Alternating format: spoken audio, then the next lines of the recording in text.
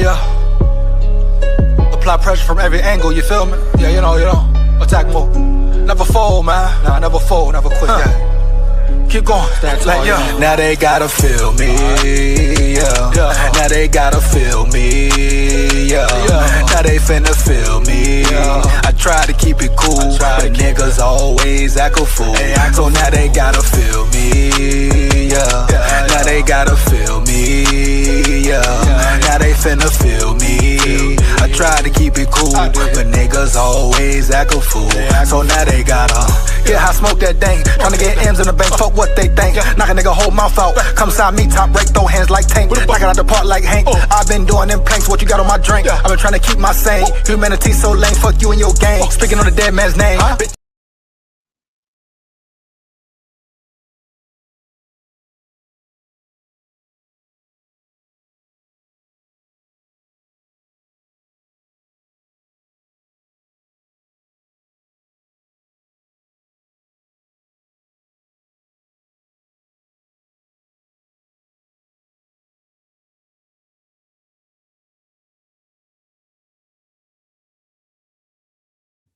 SKOL VIKES, here we go.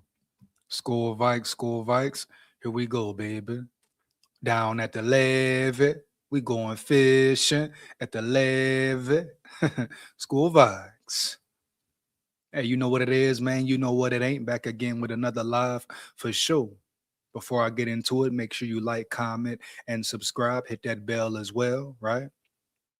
Support the grind, support the channel. Why not? It takes less than 1 second. Here we go, man. Like I say, another live here once again. Some more things to talk about. Today we're going to get into, I'm going to dive into Caleb Banks, Tyrion Ingram as well, and Dominique Orange, a.k.a. Big Citrus.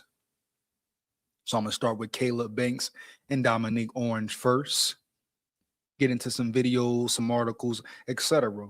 Got some more Vikings news to get into as well. You know how it goes. But yeah, bro, first up, Caleb Banks, your first round draft pick. Has been a lot of talk, a lot of speculation about Caleb Banks, right? How is his foot? Is his foot healthy? Will he be 100% healthy in June? I believe he will. A lot of people mad at the draft pick, questioning it. You're hearing people talking about he's too big, his foot won't sustain the weight, etc. Poppycock, bro, poppycock.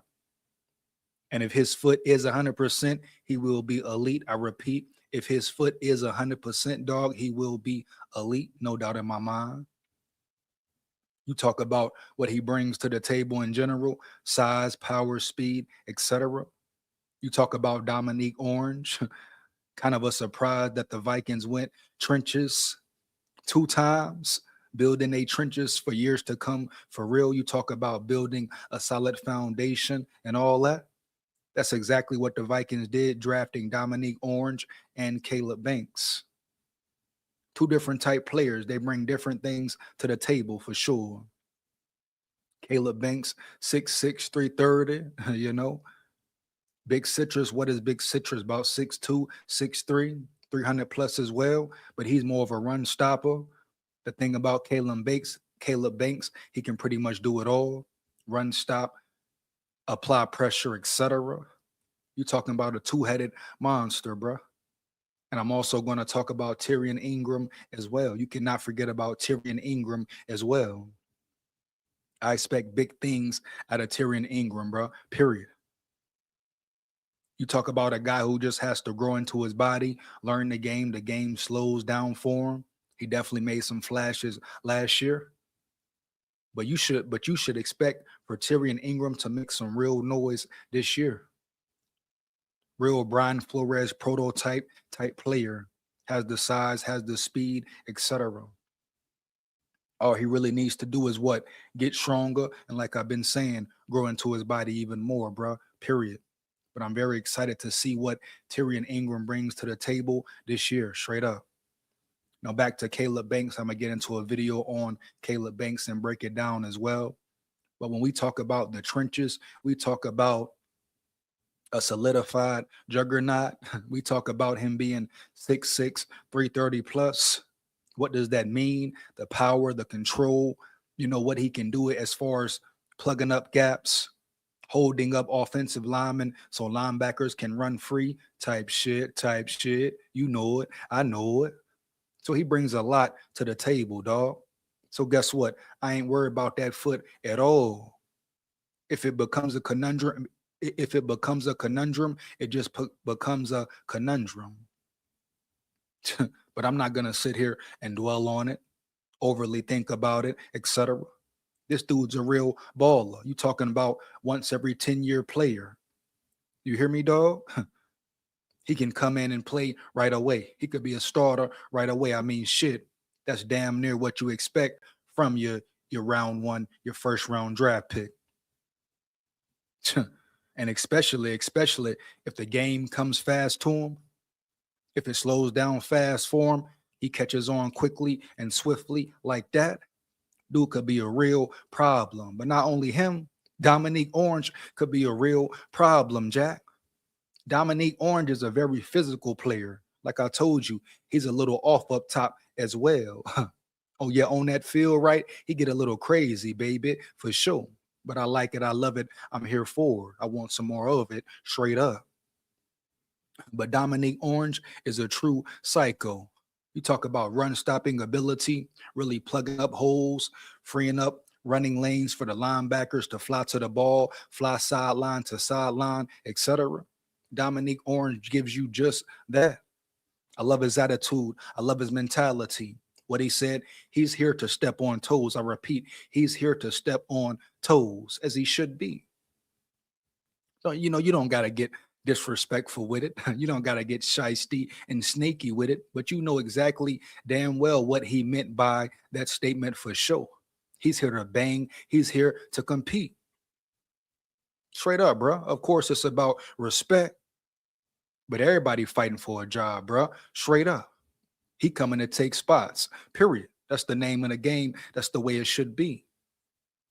But Dominique Orange, Caleb Banks, the Vikings could have two solid tackles, nose tackle, D tackle, whatever, for years to come. And then you pair these guys up with Brian Flores. As we all know, this was Brian Flores' draft. He had his hands, his name all on it. And that's great news if you're a Vikings fan. Like I said all off season, if Brian Flores is controlling the draft, if he's in the mix for real, shit, I feel very comfortable about the moves the Vikings will make. And they won the draft. I repeat, they won the draft, Holmes, hands down, man down. I understand players still have to perform, still have to show up on the field. I get it. But the way they put their minds together, attack the draft with a specific reason, zoning in on certain players, they didn't hesitate on Banks. They didn't hesitate on Dominique Orange. The guys were there. They went with them. But I believe both of these players, I repeat, both of these players, dog, can be heavy in the rotation this year coming up. Heavy in the rotation. No cap. Shit, man. Caleb Banks, he's just a different animal in general. You put on a film, you put on a highlight tape.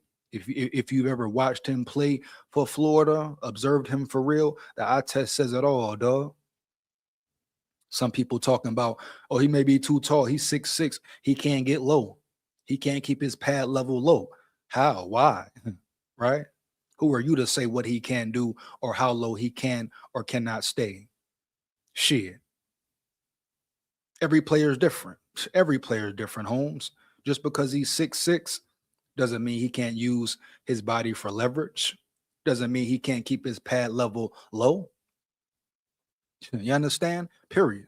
So don't even worry about all that. A football player is a football player, whether he's playing here or there. You hear me? I don't care if Caleb Banks was 6'4", 6'3", 6'8". Shit, I don't give a damn, bro. For real. Caleb Banks is a real football player. He causes havoc. That's what he does, especially when he's in his zone, in that mode. And like I say, bro, can you imagine what Brian Flores is about to bring out of him? About to bring out of Big Citrus as well? To Brian Flores Makes guys look great, bro. He makes average players look good. Good players look great. And I'm talking about all levels of the ball as well. Every level. Trenches, linebackers, cornerback, safeties, etc. You damn near give Brian Flores anybody. I repeat, any player. Put him in his defense. He gonna make him work. He gonna make him win. Look what he did with Fabian Moreau. Fabian Moreau, dog, pretty much a journeyman. Out there looking like a real elite cornerback. A real elite cornerback last year. That's Brian Flores' IQ of the game, knowledge of the game, understanding how to really develop players and put them in the best position to win. Type shit. Bitch, yeah, here we go. Huh? You know it. I know it. Brian Flores is a mastermind. Everybody talking about KOC is the mastermind. No, Brian Flores is the one. He that dog for sure. Yeah, he that dog for sure, bruh. Period. You hear me? Heavy. No cap. Shit, they had no choice. They had no choice but to let him be involved in the draft. To let him have his hands on in the draft, dog. To finally give him the personnel he wants and deserves. I repeat, the personnel he wants and deserves, straight up. This man has been working with a lack of talent for years, at every spot on the damn field for years, Holmes. Now he finally starts building his roster, bringing in his personnel. Woohoo! It's going to be a spooky sight. I repeat, a spooky sight for every offense. I repeat, every offense, straight up. You talk about one of a kind. You talking about different type dude when it comes to coaching. Brian Flores is exactly that. Here we go, man. Let's get it. Back again. Let's get it. Hu Yang in the building. You rang Hu Yang. You rang Hu Yang. Huh? No Ed and Eddie tonight, Hu Yang. You hear me? SKOL VIKES. Here we go. Shout out Hu Yang in the building. You know it.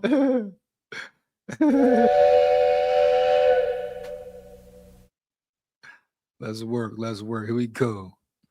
Love Gun in the building. Love Gun in the building. What up, big dog? SKOL VIKES heavy. Here we go. Big time for your content. Keeping some of us in the know, big dog. Hey, no doubt, bro. No doubt. Much appreciated to you for being here, dog. You hear me? Rocking and rolling with me, locking in with me, type shit. SKOL VIKES. Shout out Love Gun in the building once again. Here we go. My dog Delton in the building. What up, dog? SKOL VIKES. Let's get it, bro. Here we go. Yay.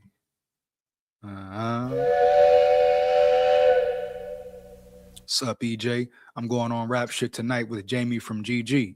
Hey, that's what's up, bro. You know? Shout out, man. Shout out. handle the Ben Nai, man. Here we go. Here we go, bro. Let's get it, man. Banks broke that thing in training camp last year. Played 3 games, probably aggravated it, and broke it again at the combine. Well, I would say fracture. You know? That's the biggest thing with Banks, bro. That's the biggest thing with Banks. That's the biggest thing with Banks, man. His foot. If his foot is healthy, sky's the limit. Matter of fact, there's no limit for that dude. Straight up. His foot is the major factor, is the X factor. Big Citrus the Stomper. Let's fucking go. You know it. I know it. Here we go, man. Let's get it, man. Norse in the building. My dog Norse in the building. What up, Holmes? Heavy. SKOL VIKES. Here we go. Here we go, man. Let's get it. No boom, no bust. Gator and OJ are a combo. One helps the other. Almost one elite player together. Trickle down gonna be massive for all the LBs. David Ditter in the building, coming in hot already, bro. Here we go. SKOL VIKES. They talking about boom or bust. Shit, who a bust? Stop the cap, bro. Who a bust? Stop it. Stop it, bro, for real. Chuck D is, I think, my favorite pick. Oh man, he said Chuck D favorite pick. You must expound, Delton. You must expound, Delton. No cap, Holmes. Here we go. You must expound on that one for real. Delton say Chuck D is his favorite pick. Oh man. Oh man. Chuck D brings a lot to the table though. They say Chuck D could could potentially get some real playing time this year. Right up Flores's alley. I repeat, right up Flores's alley. Bump, get in your chest, press man type player. Sure. We're gonna see, bro. We're gonna see for sure. Caleb never gonna want to be under Bradbury's sweaty ass with these 2D tackles. we finna break him. You hear me, David? We finna really break Bradbury. No cap. We gonna break his ass like never before for sure. SKOL VIKES.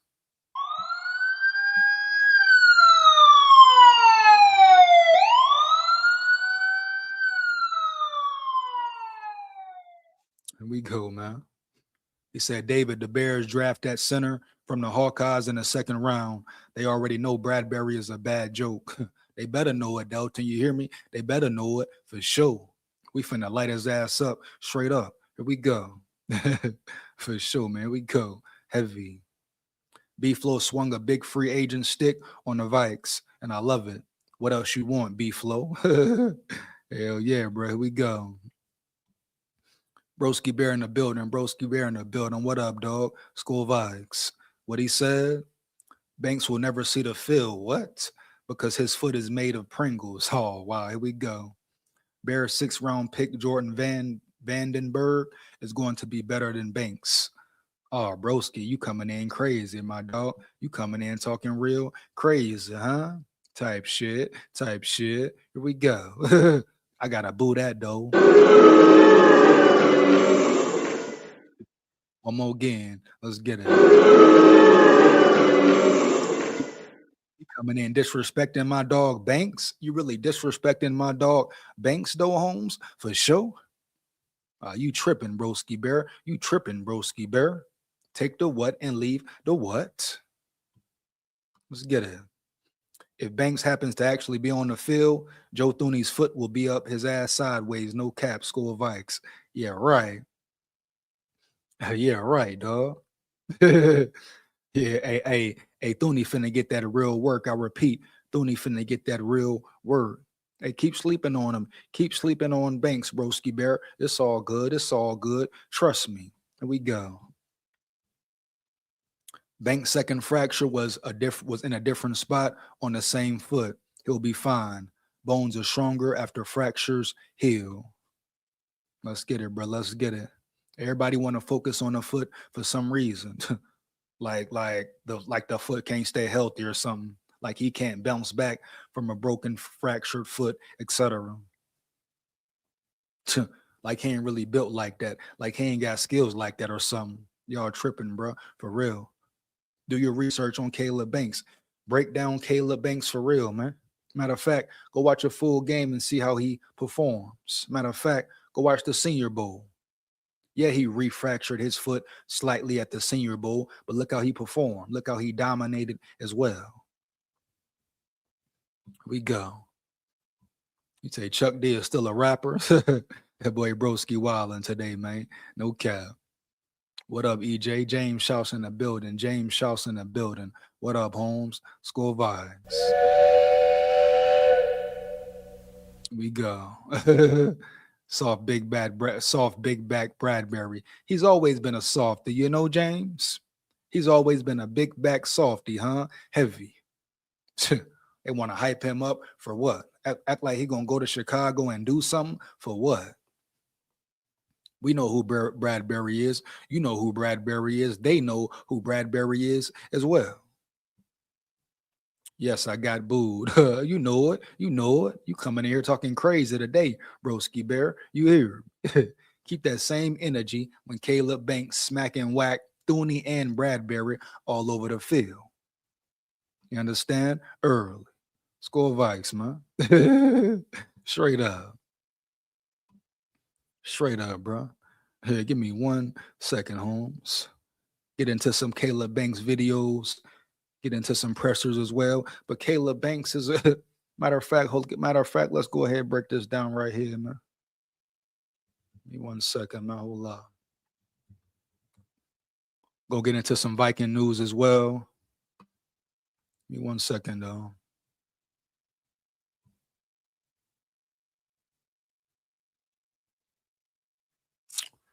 Let's really break down Caleb Banks right quick, his foot injury, who he is as a player, what he brings to the table as a player.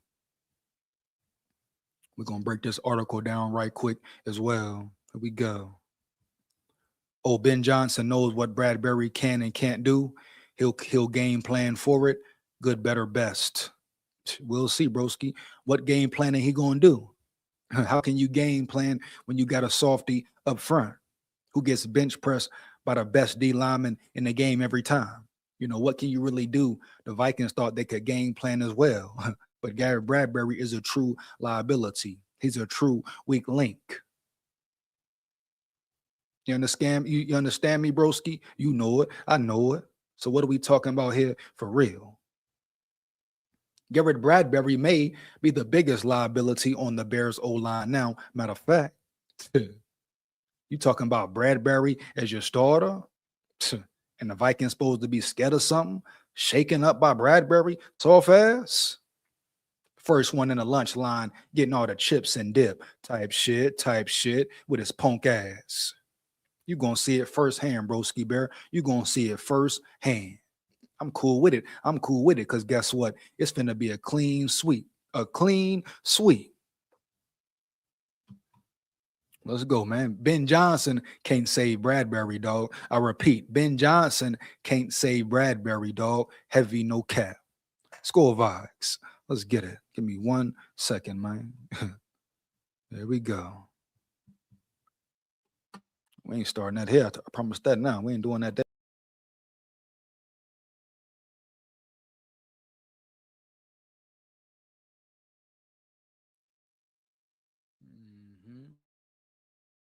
Yeah, come on back with it. Here we go, man. For sure. But Caleb Banks is that dog. Caleb Banks is that real problem, man. The league gonna find out real soon. I repeat, real soon.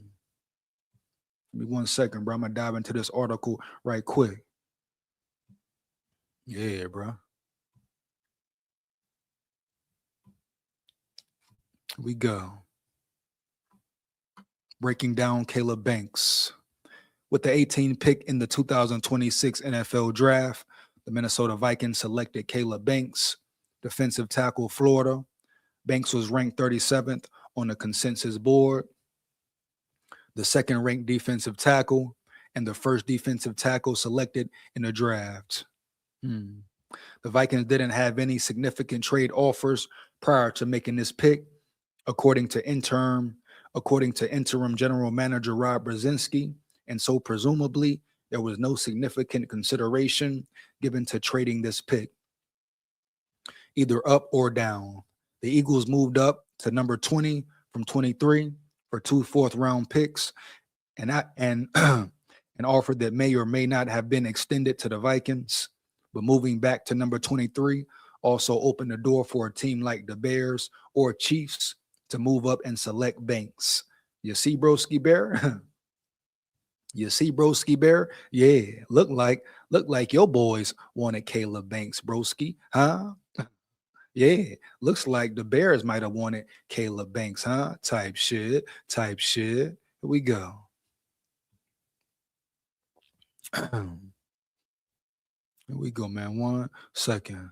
The pick was seen as a reach at 18 compared to Banks' 37th ranking on the consensus board.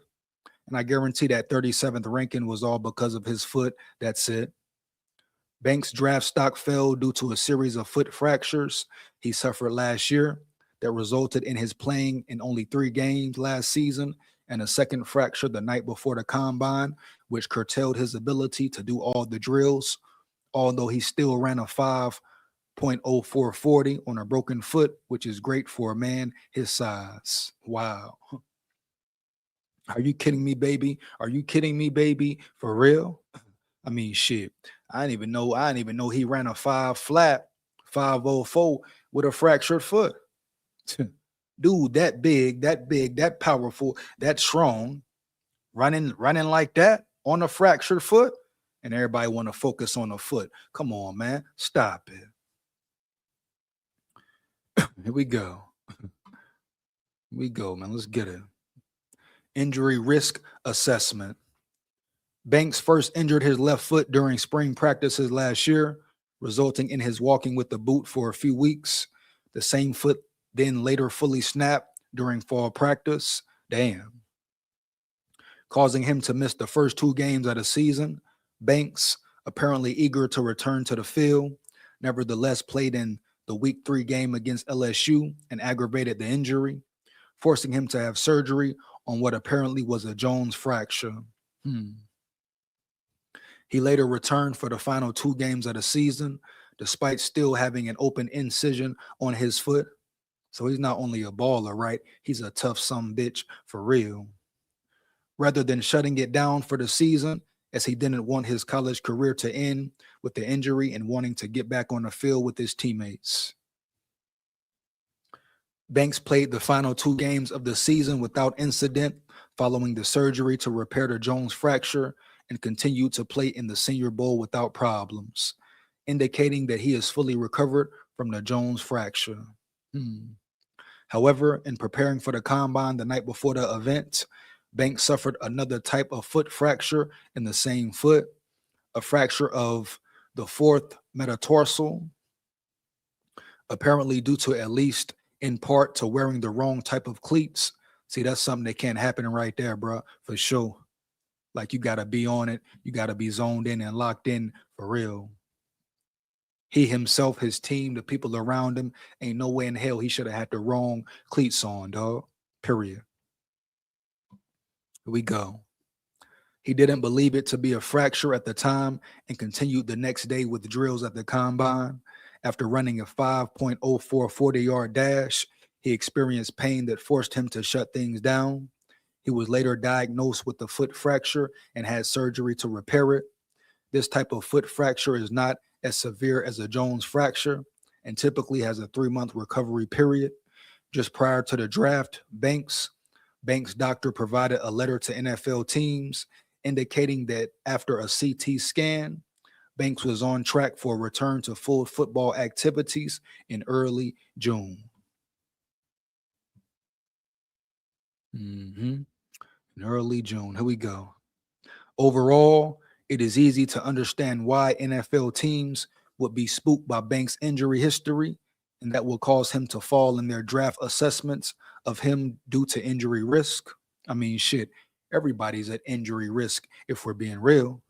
A player can go out there, like I say, be healthy his whole college career, go to the NFL, be injury prone. That's how it happens sometimes, man, period. So all this injury risk talk and being scared to draft a player because he has a certain injury. Now, I understand certain injuries are more severe than others, of course. But at the end of the day, if Banks was their man, Banks was their guy, I'm with it, bro. They went with their move with no hesitation. Shout out Rob Brzezinski once again, bro. Straight up, here we go. At the same time, it is also understandable why the Vikings felt that after having their doctors do their due diligence on Banks' foot injuries, that they were not concerned about their impact on his ability to play football. All indications are that he has fully recovered from the more severe Jones fracture and that the subsequent 4th metatarsal injury is a relatively minor one, and he is on track to a full recovery by early June. There are also things that can be done to reduce risk of foot injuries in the future, from ensuring proper footwear to nutrition and biochemics, and I expect the Vikings and Banks to have a program in that regard going forward. Banks has already talked about getting the right footwear. I mean, that's a must, bro. You got to do that, period. Shit, you got to have the right cleats. That should be a given. The hell going on around here? Here we go. Top line assessment. Banks is a rare and coveted physical specimen As an athletic 6'6", 330-pound defensive tackle with 35-inch arms, damn near an orangutan on a field. I repeat it again, damn near an orangutan on a damn field. SKOL VIKES. At his best, Banks is a play wrecker who can overwhelm opposing linemen with his power, athleticism, and technique. However, Banks suffers from inconsistency, including an inability to tackle well and finish plays consistently when he has defeated his blockers. Some of that inconsistency is likely a conditioning issue. So we talking stamina, huh? Getting his stamina up and all that. Interesting. Here we go. You know, you definitely gotta be in football shape, right? That's what the off season is for. OTAs are for. Off-season workouts are for, etc. So I'm sure when the season comes around, he will definitely be in football shape, no doubt, which is a common problem for defensive linemen his size and poor pad level. The inability to tackle well and finish may be due in part to poor backfield vision, which leaves him in a poor position to make the tackle. These are correctable issues through coaching and conditioning that are easier to fix than defeating blocks. Big facts, no cap. Having a quick first step and some natural ability in getting to counters quickly. Banks' improvement over the 2024 season revealed his high ceiling, but even his impressive pass rush stats understand his disruptive ability, as he wasn't able to finish with consistency and was still just scratching the surface. Banks was frequently double teamed in college and showed the ability to anchor well against double teams and defeat them, albeit inconsistently. Despite his nose tackle size, he is better suited as a 3-4 technique in Brian Flores' 3-4 front, where he would likely draw fewer double teams and can better take advantage of his athleticism and pass rush ability. And we're talking about scheme fit. He fits Flores' scheme very well, dog. Like I said, that's why they drafted him in the first place. Here we go. Physical traits. Caleb Banks was a limited participant in the combine due to his broken foot, although he was able to compete some of the drills. He did not participate in his pro day due to surgery following the broken foot. He has elite size, length, and explosion scores, and still had a good 40 time and splits despite running on a broken foot, particularly for his size. He turned 23 in March. Here we go. College background and stats. Bank was a 3-star recruit who originally committed to Arizona State before changing his mind and committing to Louisville under head coach Scott Satterfield. After Satterfield left for another head coaching job 2 years later, Banks entered the transfer portal and committed to Florida, where he played for 3 seasons. He was a 3-time SEC Academic Honor Roll recipient and graduated with a degree in education sciences. Shout out to him for that as well, bro. You know, education type shit. Here we go.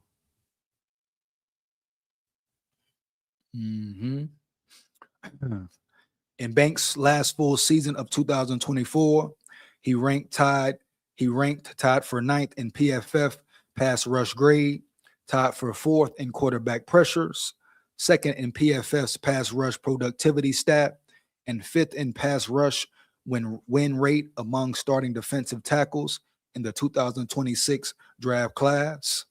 So that just tells you right there the numbers, right? Boom. And the eye test, of course. If he's healthy, when he's healthy, bro, he's an elite player, an elite damn player, period. Edge, pass rusher, run stopper, etc. He can do it all. Biggest thing for him, can he stay healthy and can he just develop, bro, and develop? That's it for him, bro, you know? And that's where Brian Flores and the coaching staff comes in. Player-coach relationship, etc. Here we go. He did not fare as well as a run defender, ranking 39th in PFF's run defensive grade, 57th in run stop rate, and tied for the 5th highest in missed tackle rate. Got to be a better tackler for sure. Definitely. His average depth of tackle was 6th lowest, however, at just 0.4 yards. So he's gonna get to the backfield off rip. Question is, will he make the tackle every time? Majority of the time, I should say. Here we go, man. Here we go.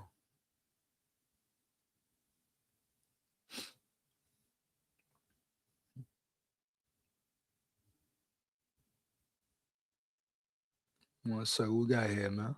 My dog Holden in the building. My dog Holden in the building. What up, big dog? Let's get it, bro. Heavy SKOL VIKES.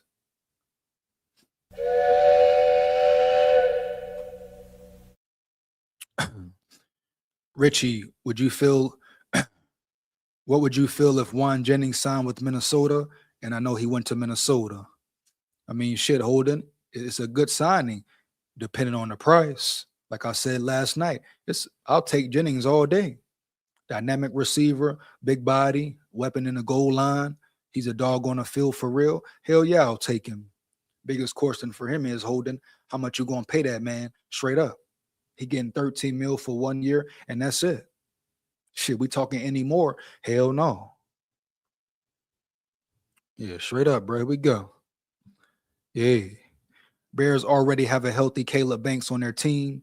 His name is Javon Dexter. He's 6'6" and played at Florida.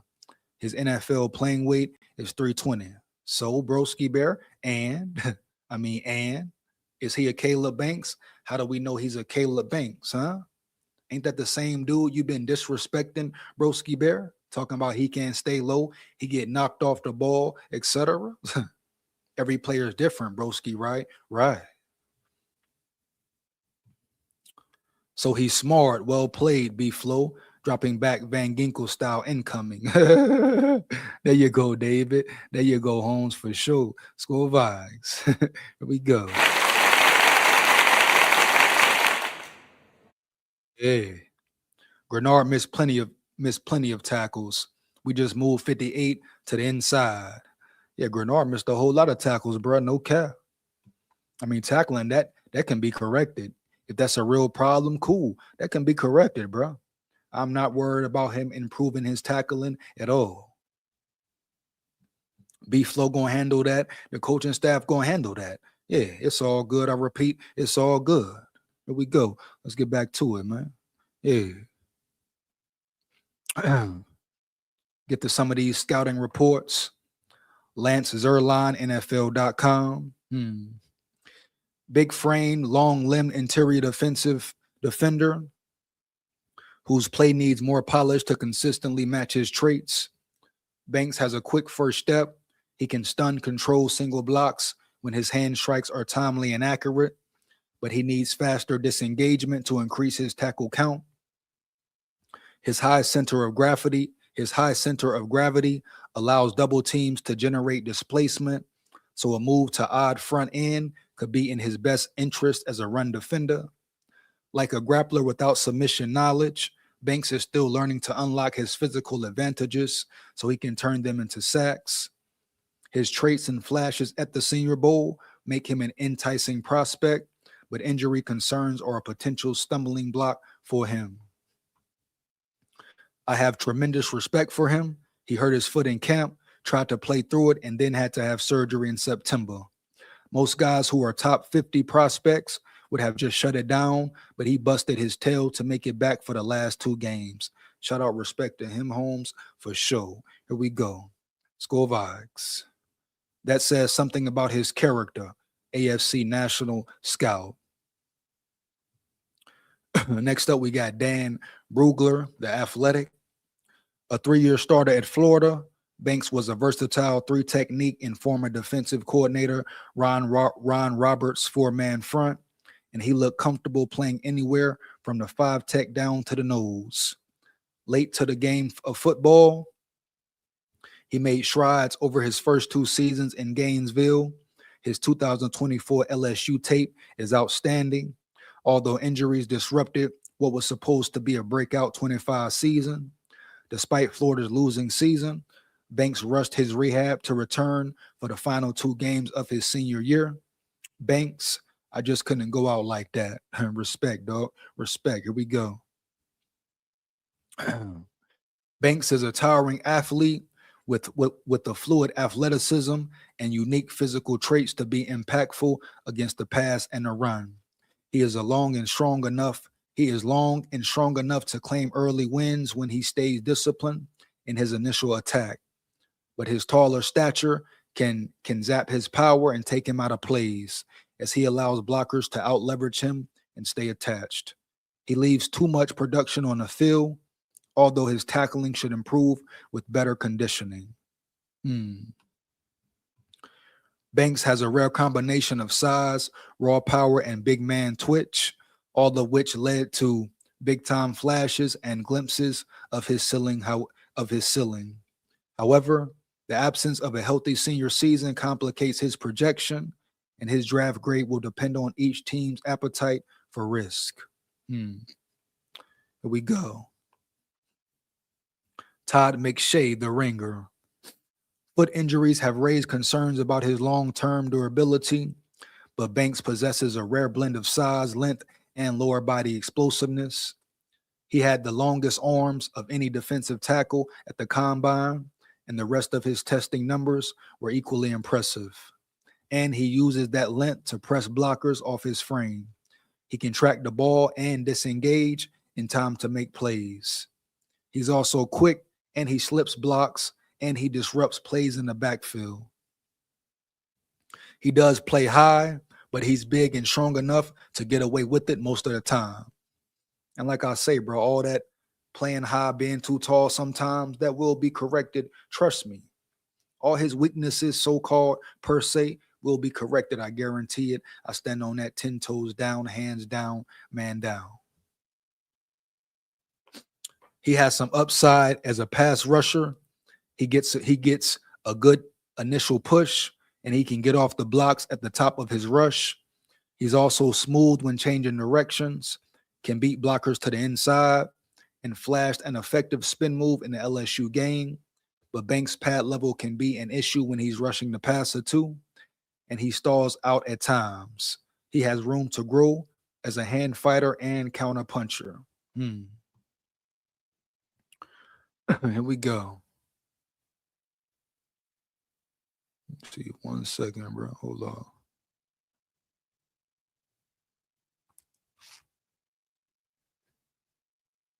Get into some of these Senior Bowl highlights right quick for sure. Just, he's a real man, bro. He stays healthy. He's a real factor, straight up. Give me 1 second, man. Here we go. Broski Bear say, I don't like Jerv Dexter. He gets pushed around, but his foot isn't made out of Rice Krispies. Broski Bear wilding today, man. He on one today, man. No cap. Here we go. Jimmy Smith in the building. Jimmy Smith in the building. What up, big dog? He say bust. You say bust. Expound, Jimmy. Expound, Jimmy. Come on, let's get it, bro. Tell me why. Tell me why. No cap. Minnesota Spike Grow in the building. What up, big dog? SKOL VIKES. That man up. No doubt. No doubt. I mean, that's the job of a coach, right? Minnesota Spike Grow. Coach him up, develop him, etc. Shit. Give me 1 second, though, bro. I want to get into some of this film right quick. But you damn right, Minnesota Spike Grow. Coaching, the most important position on the squad. Development, baby. Development. Type shit.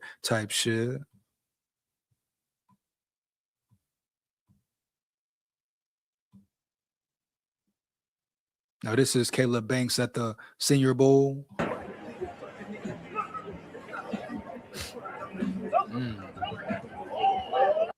Ran right through that dude, bro. That was easy work. I repeat, that was easy fucking work. I got to run that back one more again for sure. Here we go.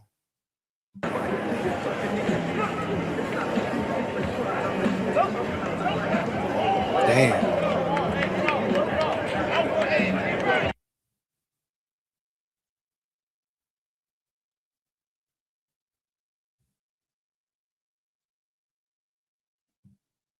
I mean, he pretty much manhandles guys, right? I mean, every clip, he's pretty much manhandling people, dog.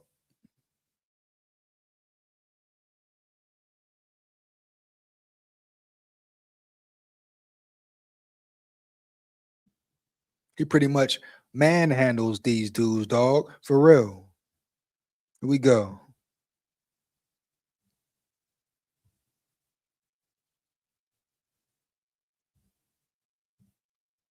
Mm-hmm. Oh, nice word.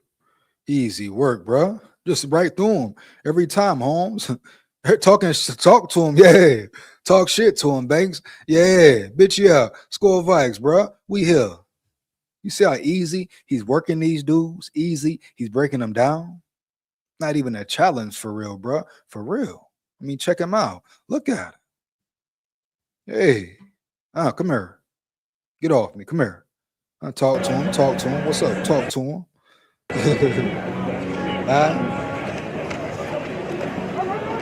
Got him. He there.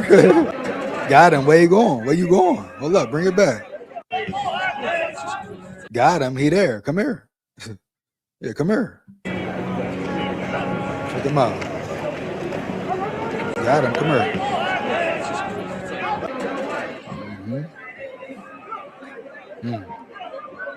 Wow.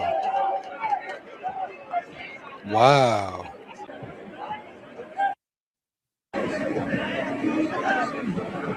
Oh, come here.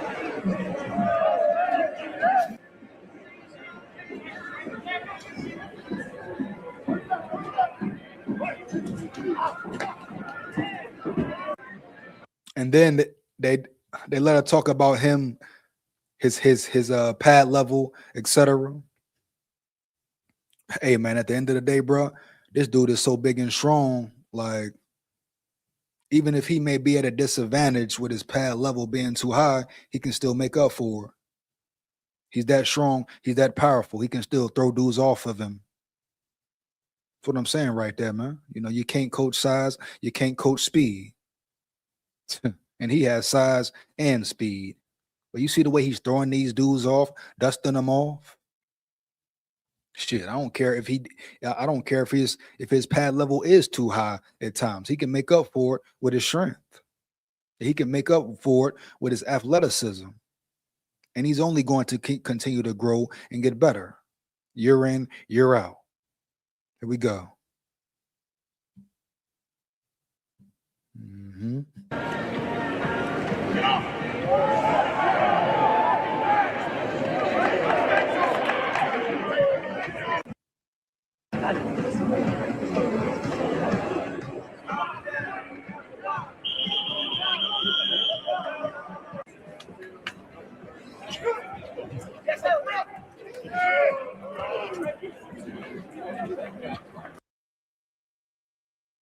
So there's one. Let's go ahead and go to the next one.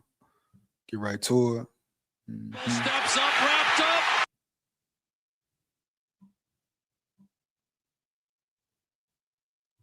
See who we got. See who we got. See who we got here. It's shorts practice. He didn't even get around or through that dude. He tossed him well after the play. Come on, broski. You saw the pure domination, bro. Stop the cap, bro. Stop it, home. Straight up.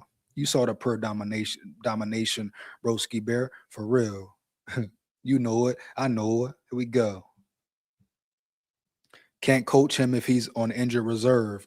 Well, is he on injured reserve right now, Jimmy?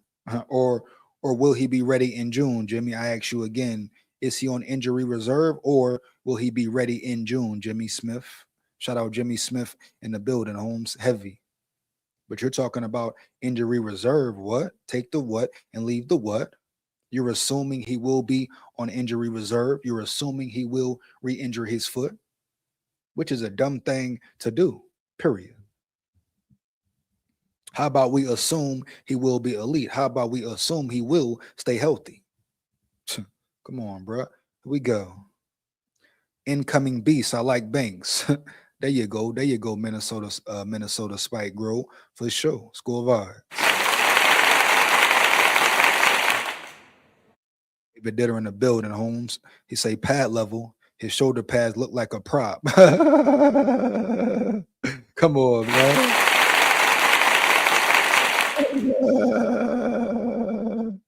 Come on now, David. You know it. I know it. They talking about the man damn pad level, bro. Look how big he is. Look how big he is. He can definitely make up for pad level.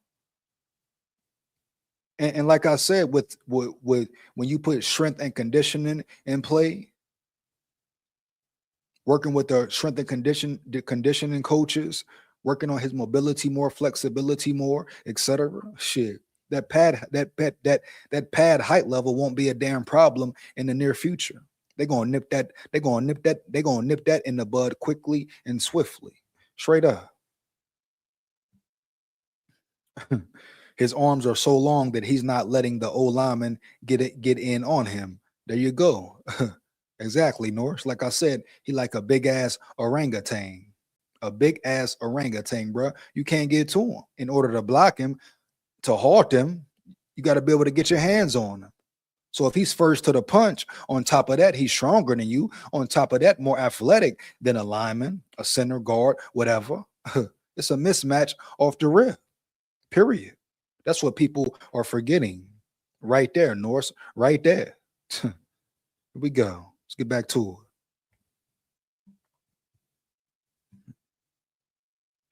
He lost the ball. It's Woo, shit. You see big boy hit, though? Huh? You see big boy hit for real, bro. Heavy. Here we go. wrapped up. He lost the ball. It's picked up by an offensive lineman, Emory Jones, and a flag comes Emory Jones reaches out. Gomes hits him. The ball's out. Boom. Emory Jones gets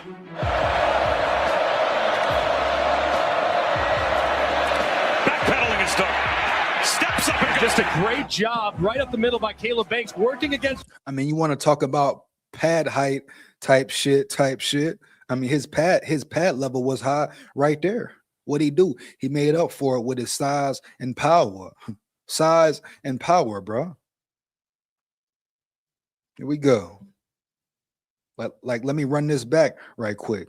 Show you exactly what I'm talking about. Let's get it.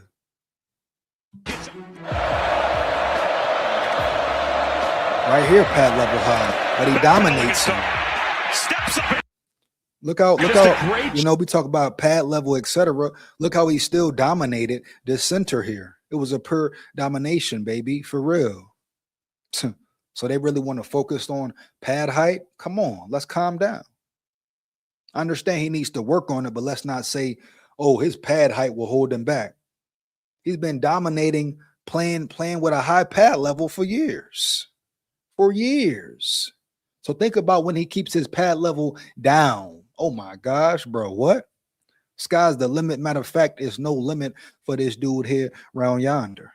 And Brian Flores knows exactly, I repeat, exactly what he is getting with Caleb Banks.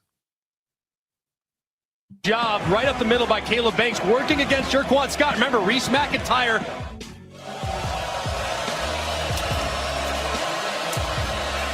and they clog the middle and stop him for no ground, finding a way to pull it in.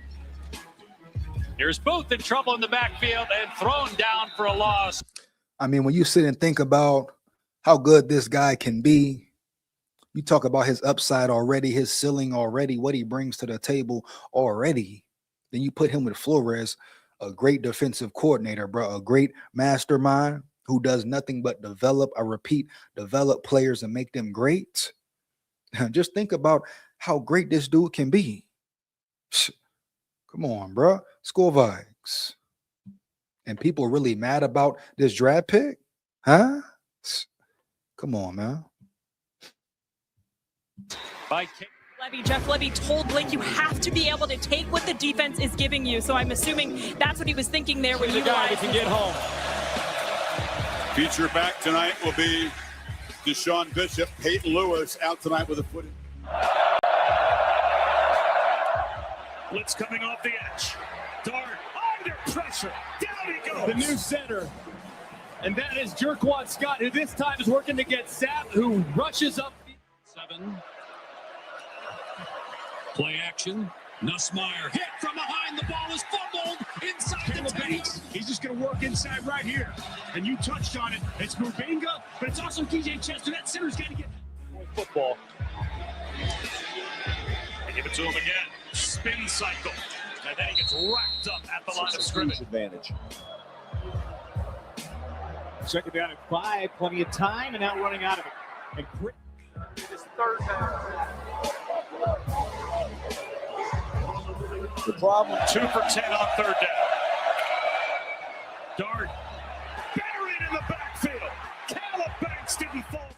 Banks to run right inside him. Kalembo way too far out to the left. As possible. Non-contact injury. As up the middle on a dive.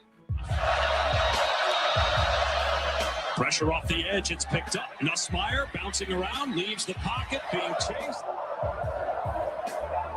Play fake. Crittenden feeling the pressure, and They just got overwhelmed up front here. You can see the line getting pushed back, bent over, and he's. Sean Bishop drags a couple of tacklers. Have you ever seen anyone bigger than that? No, it's the biggest I've ever seen as a group, too. And a dangerous pass. They were trying to set up the screens. So LSU had been talking a lot this week about trying to run it at them and get it off. Davis empties the backfield. Dart scans, shows some mobility, extends the play. Takes the snap, straight ahead. Jefferson wrapped up. I don't think he got it. He's short. stay in that. Mississippi State going to continue to run the rock. Chapin on the move, being chased by Ward, which goes to the top tight end. Pass play again, Nussmeier backing up and launches it out of bounds. The tight end leading around the edge. Maybe we see more of that here tonight. And Sampson, that one was Stout defense as well, of course. Third and forever. Star Thomas takes the handoff and is wrestled down. If you're Florida, not allowing the big play. Gators again rush 4. That's batted down at the line, and the ball emerges. Wide does a nice job settling down that zone. Castellanos, nobody open, decides to tuck and run. On 2nd and 4. And another pass play. Boy, they really want Anderson to get some touches early on. Dragged down at the 40. 4-man rush. Start. Floats one to the sideline off the.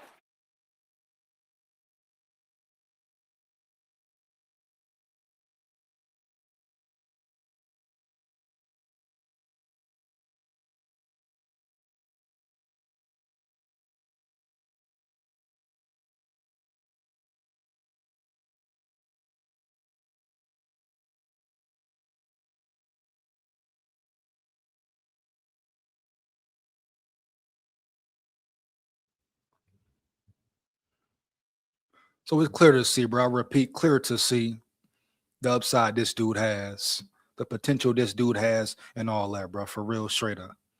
It's no denying how good Caleb Banks can be. No denying that at all, bro. Period. Biggest thing for him is staying healthy, working on his weaknesses, getting his pad level lower, working on his mobility, etc., and being a better tackler. That's it. But you see from the film alone, bro, the physical specimen he is, how powerful he is. Even playing high, he's powerful as shit. They still can't block him when he's high. You know? So sky's the limit. Matter of fact, there's no limit for this dude. I'm going to go ahead and drop the link right now, man. I'm going to get into Big Citrus next. You want to come lock in with me, rock and roll with me for about 15, 20 minutes, man, let me know for sure. Here we go, bro. Like I say, next up is Big Citrus. Let's get it. We got potentially two defensive tackles for the future, man. The future looking real good, real bright. SKOL VIKES or not. Here we go. And let me know in the chat how you feel about Big Citrus. There's some people out there who say Big Citrus may be better than Banks. Type shit. Let me know how you feel. Let me know if you agree or disagree. But Big Citrus, he has his own style of play. He's a real run stopper. Forget about QB pressure, pass rush, etc. Big Citrus. Why did B-Flow want Big Citrus, huh? Because he get to that damn ball carrier. He get to that damn ball. Straight up. And I told y'all before, he's a little off. And then guess what? That's a good thing. He's a little off on that field, Holmes. For real. That's what you want in your big man. That's what you want in the trenches. You want people who want to move bodies, motherfuckers who gonna bring it every game, who gonna give you that aggression, that physicality, bro, that craziness on the field. Of course, don't be a dirty player, a shiesty, grimy player, but be a tough player. Be a physical player, bro. Be a mean ass player. Violence. That's what we want, man. That's what we want. My thing is, how the fuck some Vikings fans complaining, bro? When we've been talking about building the trenches for how long? Take the what and lead the what? How long we been saying, hey, Vikings, build your trenches up. O-line, D-line, build them up, man. Build them up. And now they draft a player, a player who has the potential to be phenomenal in the first round with the 18th pick. They draft him and y'all complaining, huh? They draft Big Citrus and y'all complaining, huh? Broski Bear, guess what? Big Citrus was your man. Yeah, you forget Big Citrus was your man and all that. So the Vikings do what they have needed to do for years, and everybody got a problem with this shit. Come on now. But shout out Caleb Banks in the building. I expect him to produce at a high level this year or be in a rotation, a deep rotation. And then we're going to get on to Big Citrus, dog. Another player who can make noise right away or contribute right away. And we already got other big dogs in the building. You know about Big Red. You know about Tyrion Ingram, Levi Rodriguez, etc. Type shit. Elijah Williams. So we got talent in the building, talent in the room for sure. Now it's time to cultivate that talent and develop that talent. And put that talent in the best position to win. And that's what Flores will do. I guarantee it. He's been doing it for 3 years consistently. Biggest thing for Flores, in my opinion, adjust quicker and make the right adjustments. Sometimes he stays in a certain defense or a certain scheme too long. But overall, come on, bro. The best in the game. I repeat, the best in the game. Let's get it, bro. Daniel in the building. What up, big dog? SKOL VIKES. Let's get it, bro. Here we go. Hey, appreciate you, Daniel. Bro. Let them know, Holmes. Let them know. You know how it go, man. Daniel say, get them likes up, period. Yeah, get them likes up, period, man. Here we go. Give me 1 second. Now we're going to dive into Big Citrus. Let's see here, man. Hold up. Let me see right here. Let me see if we got any new shit going on first, though. See, we got some new shit going on, though. Let me see.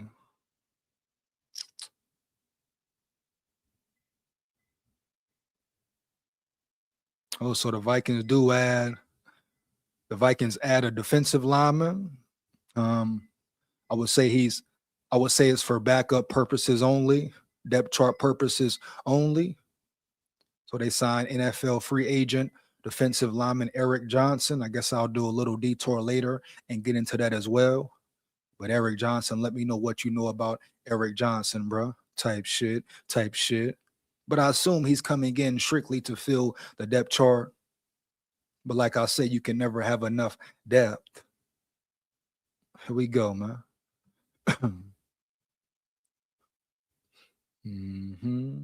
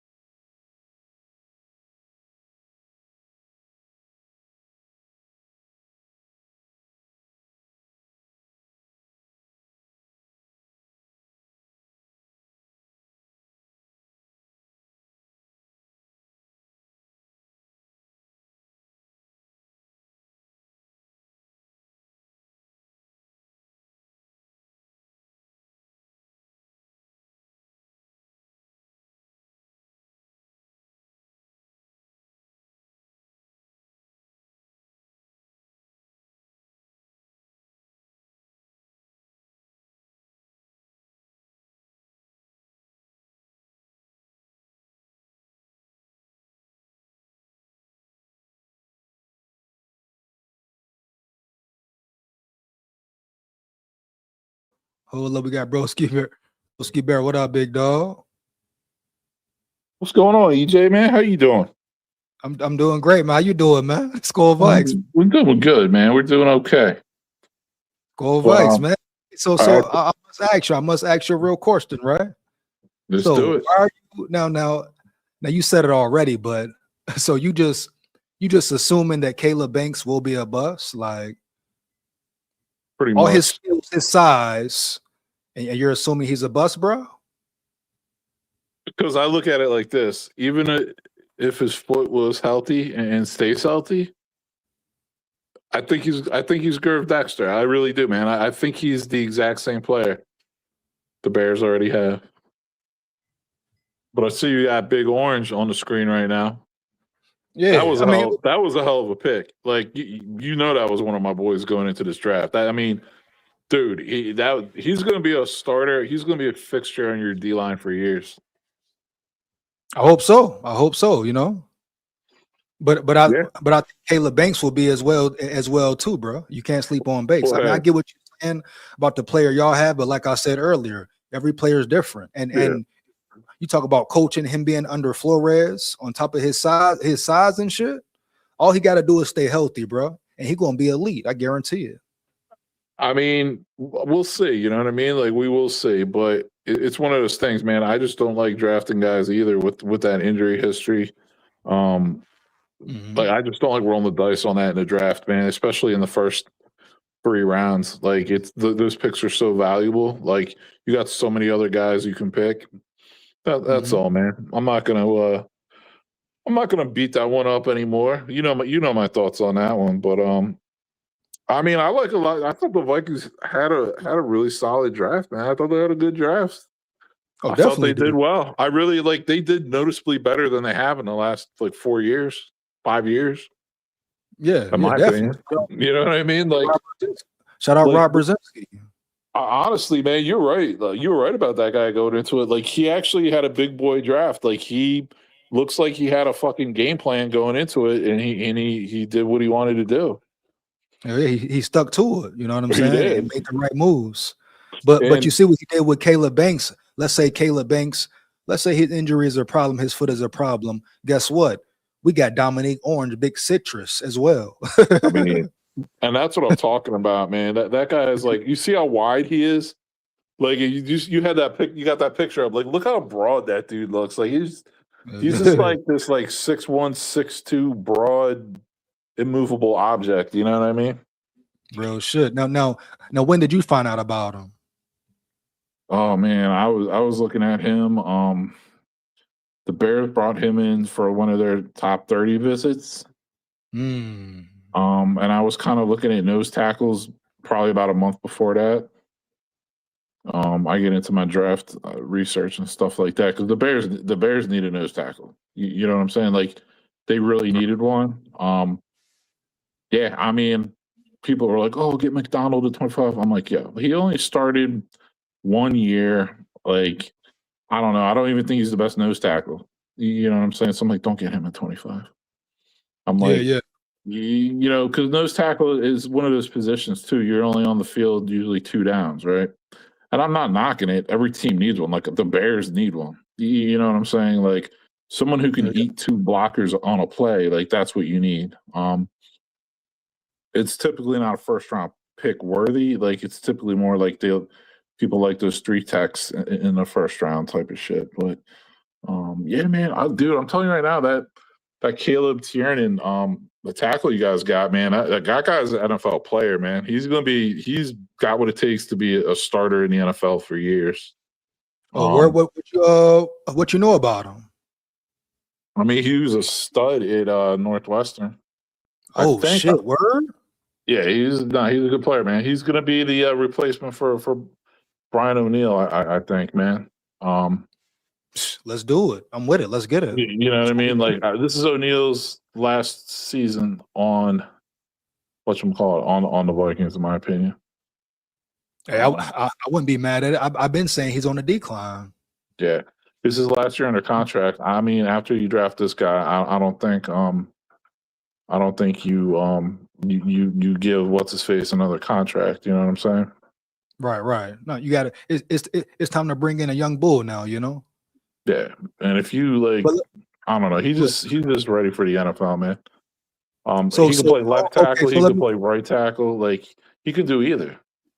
Right. So as far as seeing him play, have you seen him play? Yeah, I'm a Big Ten person, man.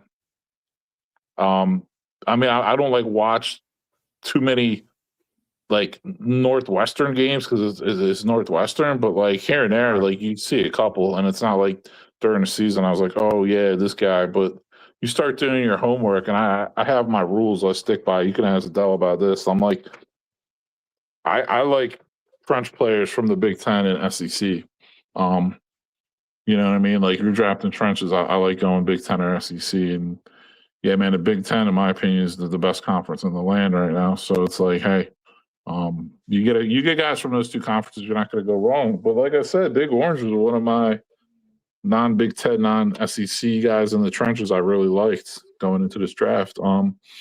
You know what I'm saying? He's dude. He's like 6'7". I mean, he might be 6'8". Like he's just, you see that guy, you're like, yeah, you're a right tackle or a left tackle. Like you belong in the NFL. Right. I That conference comment, that's debatable. I'm gonna just leave it there. But yeah, you say Big Ten, I say SEC. I know your thoughts on that one, but yeah, he basically started 3 years also, so he played a lot of football. You know what I'm saying? Like, I'm pretty sure he played basketball too, not in college, but like when they were recruiting him and stuff like that. Who, Big Citrus? I want to say honestly, you know what? I'm gonna have to go back and look. I want to say he might have actually played. He might have started 4 years. He was probably a team captain and shit. Like, and he went to Northwestern, so that's actually like a good school too. So he's gonna be smart, and he's gonna be able to pick up, whatever he needs to pick up. So as far as plays and shit like that. So I mean, I think that was a wall. He's like a fucking wall. Like that was a good pick, man. You talk Big Citrus, right? No, I'm talking about Tiernan, the tackle you guys. I don't think Vikings fans are talking about him enough. Yeah, I think he could be better than Blake Miller, the guy the Lions took in the first round. A first round pick? So the Lions took Blake Miller out of Clemson, that tackle, that offensive tackle. Yeah. Right? Because they wanted him to start right away at right tackle. I'm saying I think this Caleb Tiernan kid, the Vikings drafted in the 3rd round, might be better than the guy the Lions took in the 1st round. Got you. Okay. You know I hope so. That's a benefit for the Vikings. Shit, that would be beautiful. Yeah, that's the thing, man. I'm not ripping the Vikings draft. I just, you know what I mean. I got my broski has his thoughts on things, and for sure. I mean, I think they knocked their 3 third round picks. I think they knocked those out of the park, man. I really do. You said like 3rd round. The fucking trenches, and I was fucking preaching about that for the Vikings for months. I'm like, you guys have to get an offensive tackle. You have to get trenches. You know what I mean? You guys should draft a running back, and the running back you guys got, fuck, man, that guy. I don't know if you know anything about him, but yeah, he might be your starter by the end of the year. Yeah, I mean that's what. Yeah, I know a lot about him, bro. Yeah, I've been talking about Claiborne. Yeah, get a man a chance. He might start. Yeah, straight up. And that cornerback you guys drafted from that, what was it, like Stephen F. Austin or whatever? He's a small school kid. But if he's got all the tools you want in a cornerback, he really does. He's got like the NFL skill set. He's got the fluid hips. He's got the speed, the agility, the break, the instincts. And he can press as well. That's his specialty is man press. Yeah, I mean, dude, like that was great. I think that pick's got a lot of potential right there. So. Yeah, for sure. And you can't forget Jacoby Thomas as well. Oh yeah, he's starting as a rookie. I feel he's the day one starter for you. Well, we got to be real here, man. Me too. Like people don't understand like what type of draft picks these are potentially. Yeah, so if Broski's working from home like he is today, you're talking about Caleb Banks, and I got a couple minutes. Go out there and throw some shit out there. But yeah, man. The rest of the draft I really like. I don't like the Galladay pick. We can do that a little bit, but I've already done that. we'll wait Yeah. and see on him. But I wasn't too big on that because that just breaks one of my rules. Like, why draft someone on defense from the Big 12 who played at Cincinnati? And people will be like, oh, his tackle rate and this and that. I'm like, yeah, but guys, that's my point. Like, he played in the Big 12. Like, he didn't even play in the ACC. Like, you know what I'm saying? So it's a little like, that's my 3 criteria when you look at players in the draft. You got to look at their overall athleticism, but you also have to look at like the competition they played against too. Right. You know what I mean? But look, check this though. Same time I dig you on that. But like I said, Flores had his hands all on the draft, dog. So if this is a Flores guy, I'm with it because Flores something in him to make him want him on defense. Yeah, the 3 pillars for me are athleticism, competition, and production. So he has all that. He had 2 of the 3. He didn't have the comp, but he didn't play against a great competition, but he did have production for who he did play against, and he obviously he's athletic, but I don't know. Have you seen his tackling rating? Have you seen his tackling rating? Like his run grade tackling? Do you know what it is? No, I have, but it's one of those things, man. Like I said, he was playing in the Big 12. Could he have done that in the Big 10 or the SEC? A little different because they got those maulers on the offensive line. See, that's to me what separates the Big 10 and SEC from like the ACC. The big boys in the trenches. The big boys in the trenches. That's the big difference. Speed, though. Yeah, but ACC will have some good wide receivers. ACC will have speedy players, and even the Big 12 these days they'll have some fast players. But to me, it's the O line and D lines, and the Big 10 and SEC are just so much better, so much more gifted, so much stronger than the ACC or the Big 12. It's not even close. Yeah, you know what I mean. Especially the top teams type shit. Yeah. I mean, really any team, because you look at this guy like Tierney, played on Northwestern.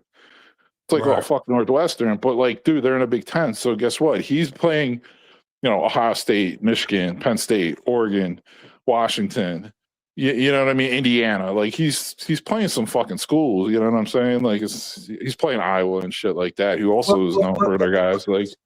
But see, the Big 10, like you guys have weak schedules as well, and if we compare SEC schedule to a Big 10 schedule, SEC dominates it, strength of schedule, etc. So at the same time, I say you say talent, but it's really a lack of talent as well, bro. I mean, I highly disagree with that. I highly disagree with that. Okay, broski. So why don't they put a Big 10 team in the SEC and let them bang for 4 years, see how they turn out? Well, that's fine. I mean, I'm sure they would do fine because the way they've been mauling the SEC when they matched up against them lately, I'm sure they would do fine. Was it? Ohio State mauled Tennessee and Tennessee 2 years ago in that playoff game, like 42-17. Indiana mauled Alabama 38-3 in the play. You know what I mean? So it's like I don't know, man. I'm not really buying that one anymore. I mean, you definitely have a great argument. I'll give you that, but I just can't. If anything, I'll say is very close, but I still give SEC the edge, bro. And look at this. And I know I'm going to talk about an ACC team, but even look at Penn State. Right, Penn State's in the Big 10. They played Clemson in that bowl game this year, right? I mean, both of those teams were like the 1 and 2 ranked teams going into the season, and both those teams shit the bed. Penn State and Clemson, right? Both teams probably put like 8 or 9 guys in this draft, got drafted. But like for that bowl game, Penn State basically played like backups. And Clemson played like every single starter they had. And Penn State beat the shit out of them. Because it's like, dude, Clemson, you're soft ass. You're not used to playing like diesel teams with strong O lines and strong D lines. You know what I mean? Like Dennis Sutton and Zane Durant, those guys are having a fucking party out there against Clemson. Okay, but check this, broski. Shout out Jay Mood in the building. He says Big 10 wouldn't hold up. Now I just want to say this right here, right? So this is Ohio State schedule, bro. Ball State, Texas, Kent State, Illinois, Iowa, Maryland, Indiana, USC, Oregon, Northwestern, Nebraska, Michigan. That's a pretty laid back schedule, Holmes.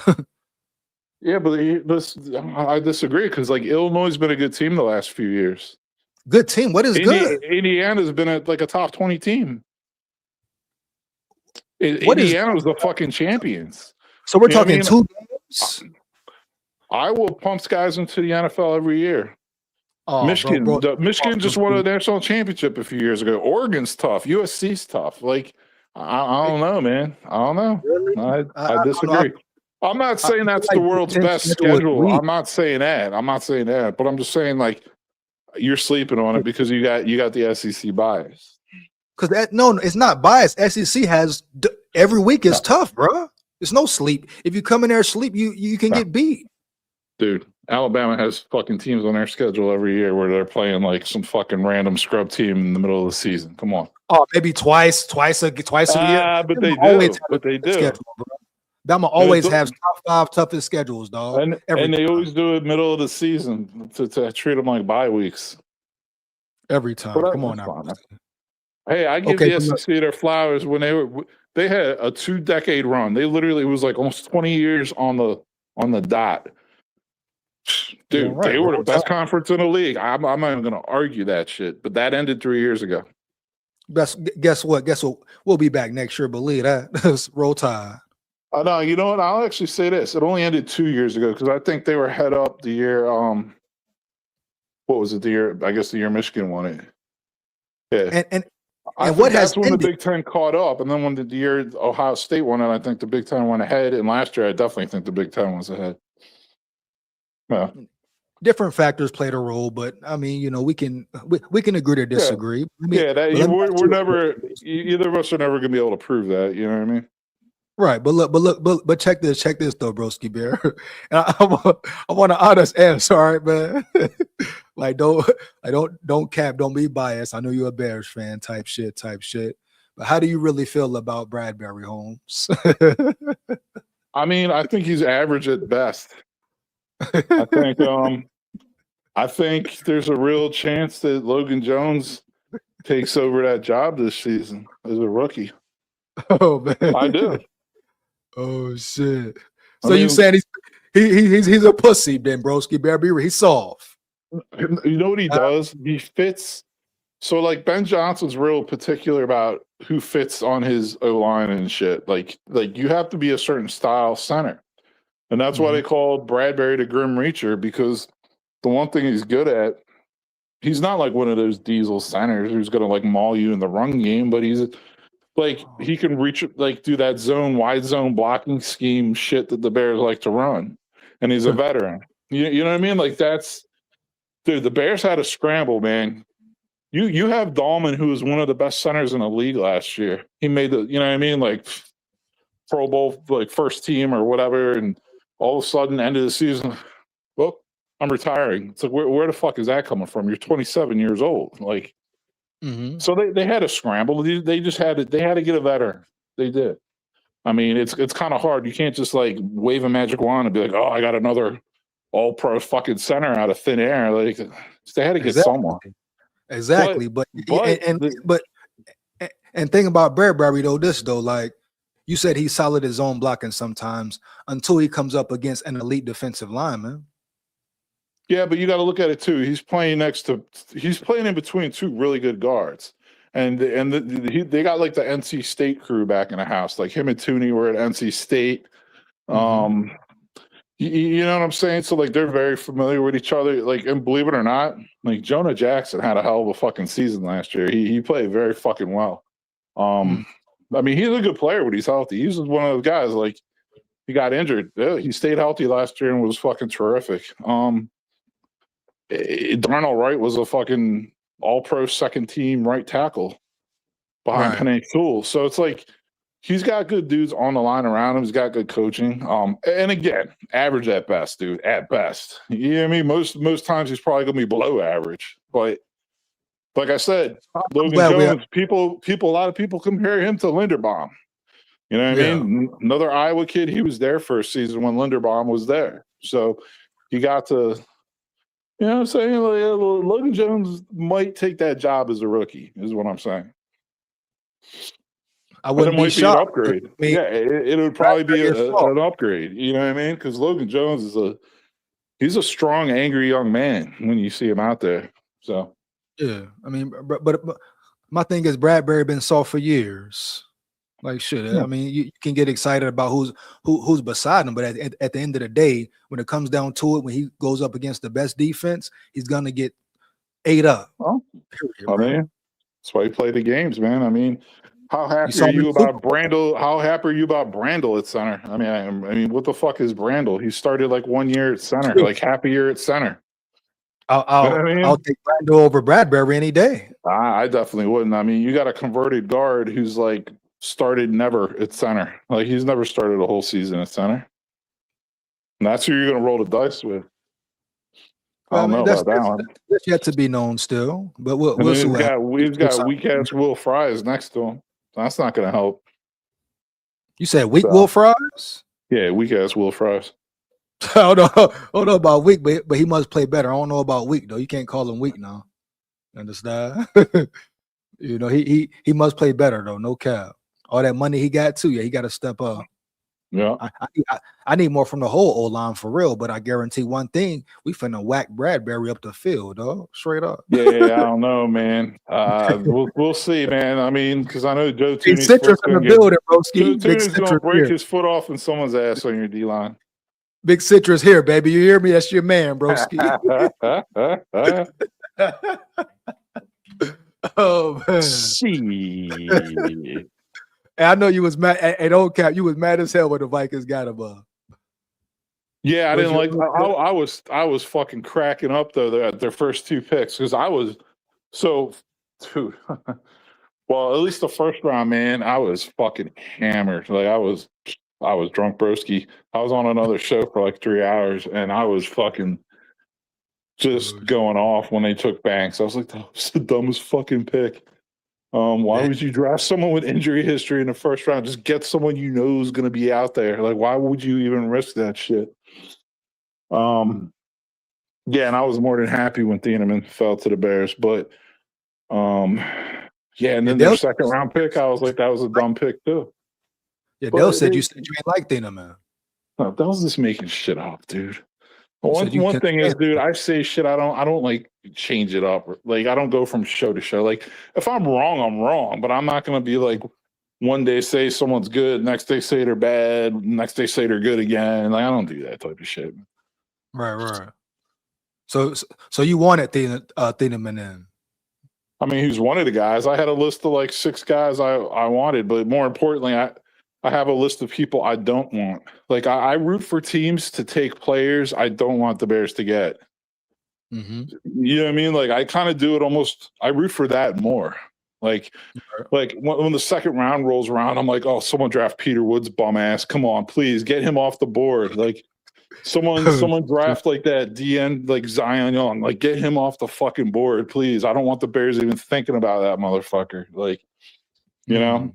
Yeah. So you think Peter Woods gonna be trash? Oh, I know he's gonna be trash. I've seen, man. Dude, where I live on the border of North and South Carolina. I'm in South Charlotte, man, and I watch. There's a ton of Clemson and USC fans, real USC, South Carolina down here. And I see a lot of Georgia games too.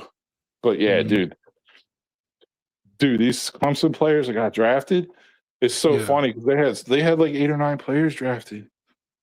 They're not good. Like the only one that really has a chance is that Avion Terrell, that cornerback, if his leg can stay healthy. Yeah, it's hammy, right? Yeah. Oh, okay. So what about Peter Woods? You don't like? He's kind of just like a tweener. Like he's not big enough and strong enough to be a nose tackle. Like, and he's not like the best run stopper, but he's too slow to like. He's not like he's not going to be like that guy who generates a lot of pass rush either. So it's like, well, what the fuck is he? You know, he played against like in the ACC against all those bitch ass offensive lines. Like, I don't see it, man. On his highlight film, he looked very athletic, like very finesse moves and good moves off coming up the middle type shit. But hey, I ain't seeing him play though. Yeah, but that guy disappeared for weeks at a time, man. Oh, real shit. He disappeared for weeks. When he plays good comp, he's not that great. Like that's why they're called highlights. Right. You know what I True. mean? Like That's all you got to go playing, off of at the end of the day, you know? Yeah, you're playing Wake Forest and fucking, you know what I mean, Syracuse and Boston College and NC State and shit like that. It's like, yeah, you better look good sometimes. Right. So you're saying he didn't consistently look good against the best opponents. I mean, that's one of the things, but like I just look at how your skill set translates to the NFL. You know what I'm saying? Like there's certain players who are like, yo, this guy's actually going to be more productive in the NFL than he was in college. I could just tell by his skill set. Peter Woods is just one of those guys I think is just going to be a flat out bust. Yeah. Who did he go to? Who did he go to? That's a good question. Let me check. Let's see. Who drafted Mr. Peter Woods here? I can find out. I'm in front of my computer. Give me a second. College. Clemson. Yeah, Clemson had a lot of people get drafted. He went to Kansas City. Hell, Kansas City. They're going to get him right with development, though. I'll tell you that now. We'll see. Shit, Kansas City, that's a good spot for him, man. Yeah, they had a lot of people get picked, man. 1, 2, 3, 4, 5, 6, 7, 8, 9. They had 10 draft picks. Clemson. Chiefs, they right back. Clemson had 10 players get drafted. Yeah, that's bro. crazy. That's crazy. TJ Parker, he was another one. I was like, please, somebody draft him before the Bears. like get him off the board. Yeah. Now for real, though, I like I say, Caleb Banks. If his foot is cool, I think he's gonna be a real dog, man. Then we got two real legitimate dogs for the potential future in Big Citrus. If you do hit on both of them, like you said, man, that's gonna make your entire team so much better, man. Because I remember when the Bears did that shit back in the day, and that's how they built their Super Bowl team. Like when they went to the Super Bowl in 2006, they drafted Tommy Harris and Tank Johnson in the same draft, 2 defensive tackles.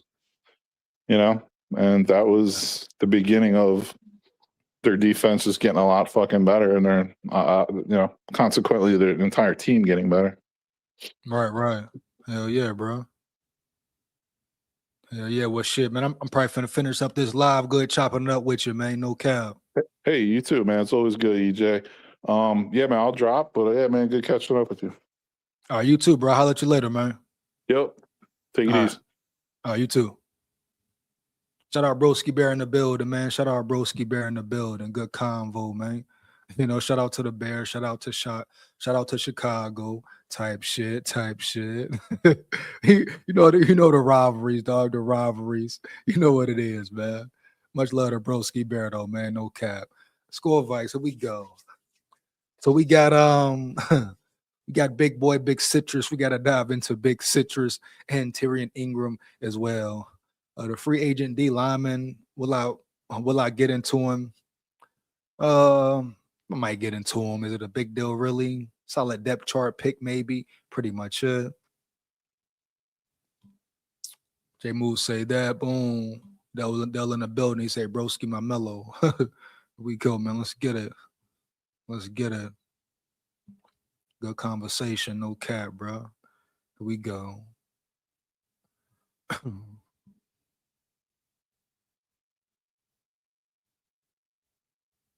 Where is the damn things at? Let's see what we got here. Give me 1 second to find this little video right here. But just like me and Broski Bear was talking about, he even talked about how the Bears did it. If Caleb Banks and Big Citrus are a hit, wow, Holmes, you're talking about your trenches being solidified. We'll get into this little video right quick, see what the analyst is talking about and all that, right? You know, some people like Big Citrus, some people don't. Same with Banks. But at the end of the day, some of these so-called experts type shit just be capping and yapping. The ESPN guys, etc. Shit. Sometimes I feel like the women know more about football, talking with more sense than the damn men up there around yonder on ESPN. Type shit, type shit. Here we go. The hell going on around here? Mm-hmm.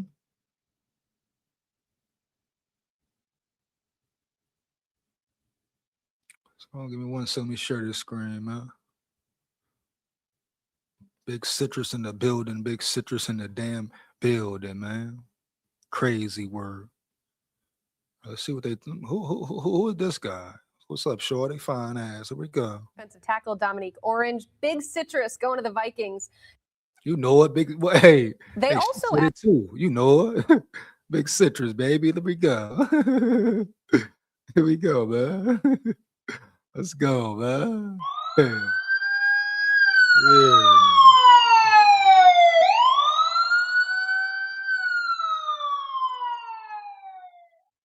Here we go, man. Let's get to it. added another defensive tackle in the first round in Caleb Banks. So how did these two maybe complement each other? Nah.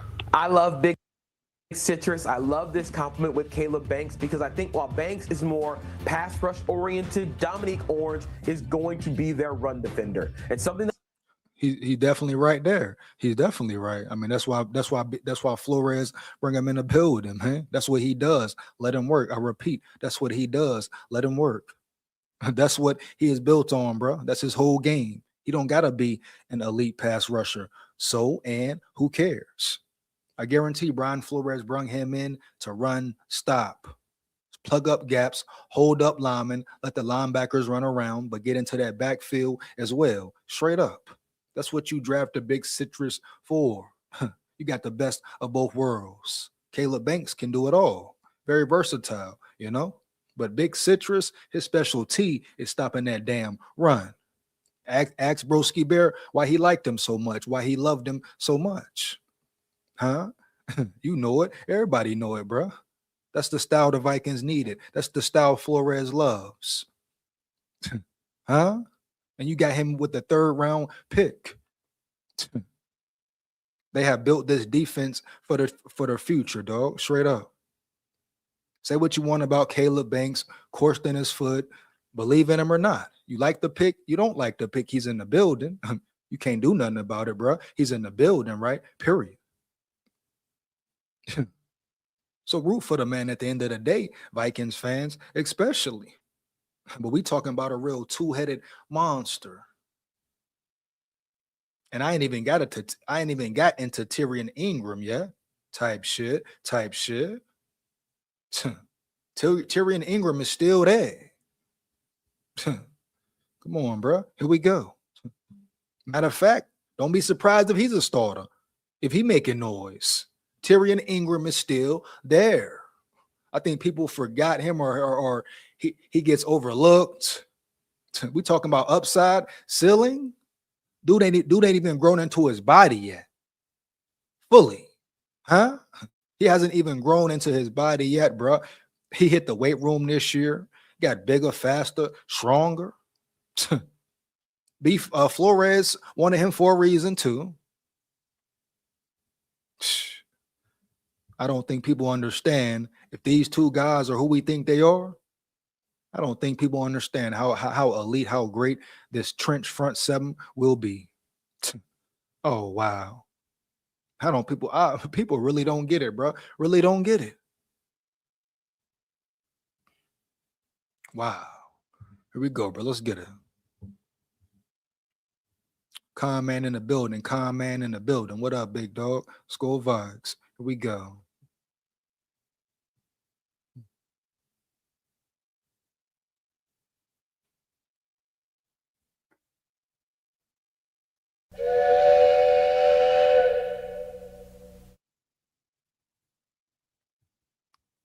He says, foot gonna heal, Banks gonna ball out. That's the plan. That's the hope, right? That's the faith, right, Con man? Shout out Con man in the building, bro. SKOL VIKES, bro, for real. But that's the plan, correct? His foot stays healthy and he balls. His foot stays healthy and he balls. That's the X factor right there, his foot. Let's get back to it, bro. But Big Citrus is in the building as well. And like I said earlier, bro, when me and Bear, Broski Bear was chopping it up. Yeah, they got, let's say Banks, okay. Let's say the injury is a problem. You got Big Citrus still. Yeah, you got Big Citrus in the building still. Come on, man.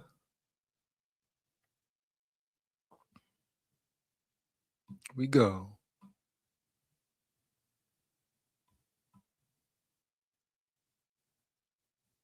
I noticed when watching the Vikings defense last year is that when teams got big against them, if we remember the Chargers game from last year, when they trotted out 12, 21, 22 personnel, the Vikings defense got run over because they were too small. Dominique Orange is a true nose tackle. He not only can... He coming in, ain't he? He coming in, ain't he? Who this dude is? Where he at? Huh? Yeah, man, bitch, yeah. SKOL Vikes, bro. Here we go. Let's get it. Big boys up front, man. Big boys up there now. Big boys for real, man. Yeah. Shit. I was expecting a lot more from Taki Tamani, but he ain't done none yet. He ain't make no noise yet. Shit. Let's go, man. Here we go. Eat up double teams to allow for linebackers like Jake Golday, like Blake Cashman, like Eric Wilson to start to flow freely to get to the ball without having to step in front of guards. But he also can make plays off those double teams. He also can eat one-on-ones in the run game. And I know that he doesn't really have a lot of pass rush upside, but that's where the don't matter. Don't matter. That's the thing right there. It don't matter at all. Pass rush upside or not. It's about that run stop. He's a run stopper, big dog, early. You know, he's a run stopper. He's brung in to stop the run, Holmes. Heavy. That's his specialty right there. That's what he does. Let him do it. Let him fucking do it. Huh? Why not? This dude is a physical specimen who ready to bang, period. All he want to do is hit you in your damn mouth. SKOL Vikes. To Banks comes in the first round. So you have these guys who can play together. And if Dominique Orange is helping you get teams into second and long, third and long, in these obvious passing situations, then it's a win for the Vikings defense. Certainly can't accuse them of being too small if you draft two players over 320. Let's go to round 4.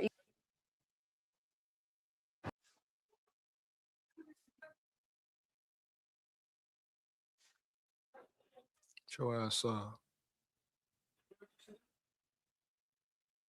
1 second, man.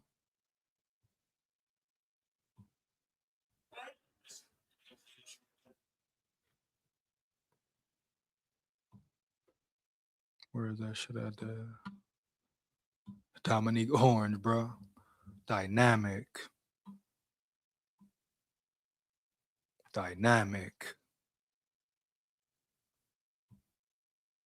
Get into one more article with him right quick. Hold on. That's the right one here. Let me see.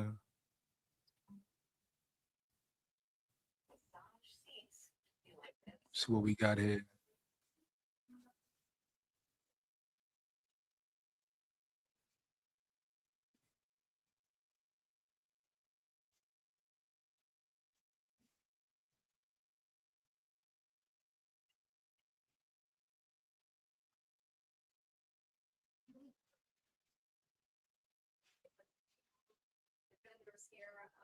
Oh, that's the same. Oh, come on, bro. Let me get back to this one here. 1 second.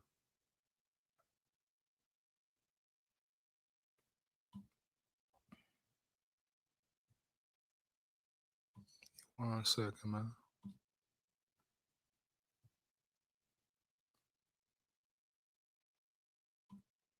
I didn't expect the safety from Miami, Jay Thomas, to fall to pick 98, but I'm glad the Vikings grabbed him. Oh, you talking? Yeah, Jacoby Thomas is raw, Holmes. Heavy. You could be talking about day one starter. You know what I'm saying? Yeah, you could definitely be talking about day one starter for sure. Straight up, man. Shout out Khan Man in the building once again. Let's see what we got here. let's really break down, do a little in-depth dive into Big Citrus right quick. Here we go. 1 second, man. Citrus will be in season for Minnesota a little early this year. The Vikings drafted former Iowa State defensive lineman Dominique Orange, 82nd overall this past weekend, listed at 6'2", 3'8" inches, and 322 pounds. Big Citrus adds more power to the Vikings front, along with Caleb Banks, whom they drafted 18th overall. Big Citrus comes to Minnesota with 50 collegiate games, 24 starts under his belt, having totaled 66 tackles, 1.0 sacks, 7 tackles for loss, and 2 passes defended. We found it incredibly valuable to add, really a big body nose tackle, Vikings head coach Kevin O'Connell said. He's a very, very difficult guy to move in there, taking double teams, doing some of the dirty work, and played a ton of snaps. See, he's not scared to get dirty, man. You understand? Heavy. Big Citrus, Dominique Orange, right? He's not scared to get dirty, homeboy, for real. You know, that's why people love him. That's why it was a great pick for the Vikings. And you want to talk about value? Hell yeah. Bitch, yeah. Great value right there. You snag him and Jacoby Thomas, somebody doing something right. You got to give Rob Brzezinski some credit. Ain't no way around it, man. It's going down in the boogie downtown. Woohoo. Raw talent, Big Citrus, just a big body, if anything. A little off already on that field, you know, a little crazy, but guess what? It's a good thing. What you mean now, man? Yeah, it's a good thing. What the hell you talking about? Huh? Here we go. Let's get to it. 1 second. Here we go.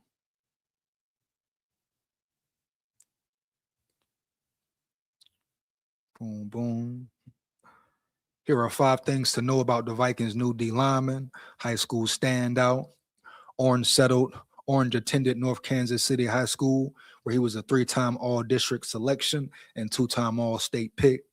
Orange was rated a 4-star prospect by Rivals and a 3-star by 247sports.com and ESPN.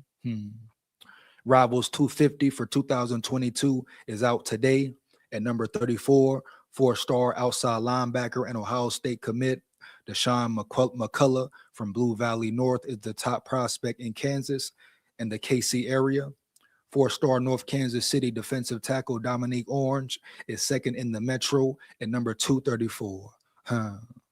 So high school, he was good off the rip already. Here we go. He also was the finalist for the Buck Buchanan Award as the top large class lineman or linebacker in the Kansas City Metro. The award is named in honor of the Pro Football Hall of Famer who played 13 seasons at defensive tackle for the Chiefs.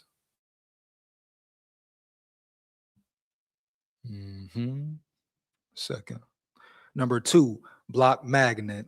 Once again, block magnet. Here we go. Here we go, baby. SKOL VIKES.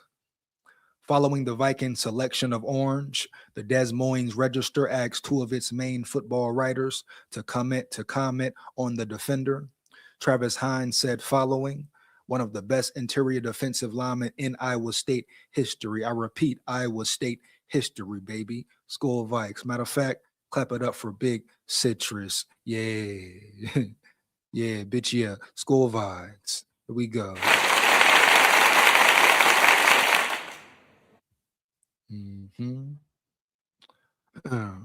Eugene Rapay echoed Hines' thoughts, writing that while Orange's performance didn't always culminate in stat sheet production, it's worth noting that he commanded plenty of attention from opponents, meaning you have to account for him. You have to double team him. What does that mean? More room for the linebackers to roam and run shit down, walk shit down, etc., baby. No cap.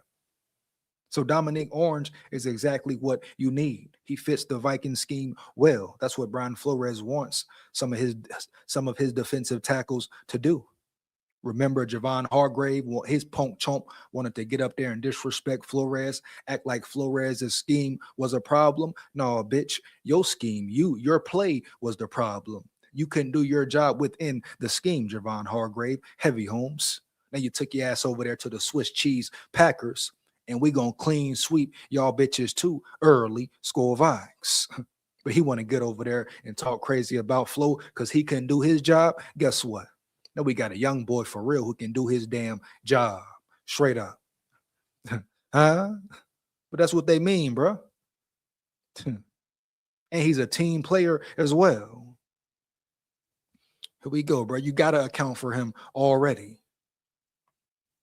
Because guess what? You don't double team him, you can't run the ball. I repeat, you don't double team him, you can't run the damn ball, Holmes. For real. Here we go, bro. SKOL VIKES. Stop playing, bro. Stop playing. Let's see what this is. Let's see what's up here.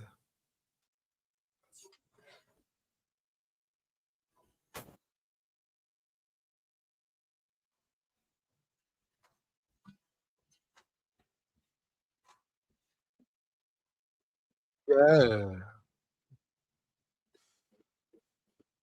Matter of fact, shit, why not? Shit, why not, man? Let's share what the boy had to say, man. Just in case you haven't seen it, his presser, his interview, etc. Let's go ahead and get into it right now. SKOL VIKES, man. Here we go. Shout out Big Citrus in the building. Big Citrus is here. You know, thank everybody that's in my thing, my family, thank my friends, you know, thank everybody that's in my circle, you know, they've done so much for me, you know. That boy breathing hard, ain't he? Hold up now. Yeah. Sorry, I'm out of breath. Perfect. We'll start off with Kevin.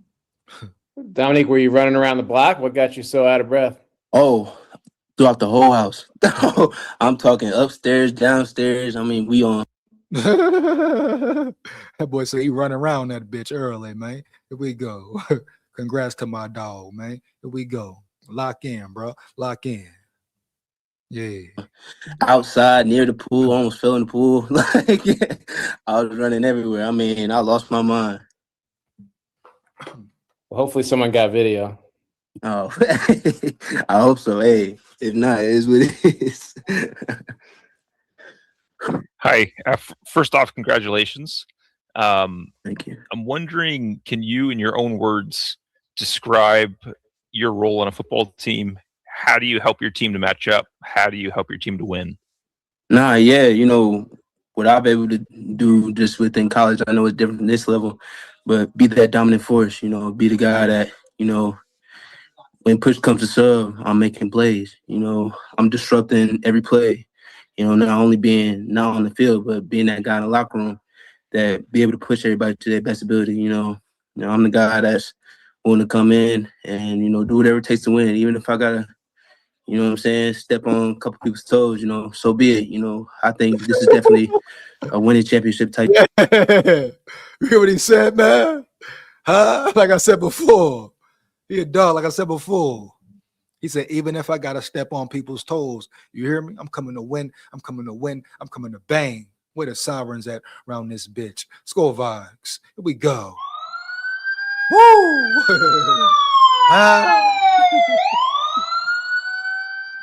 Hey.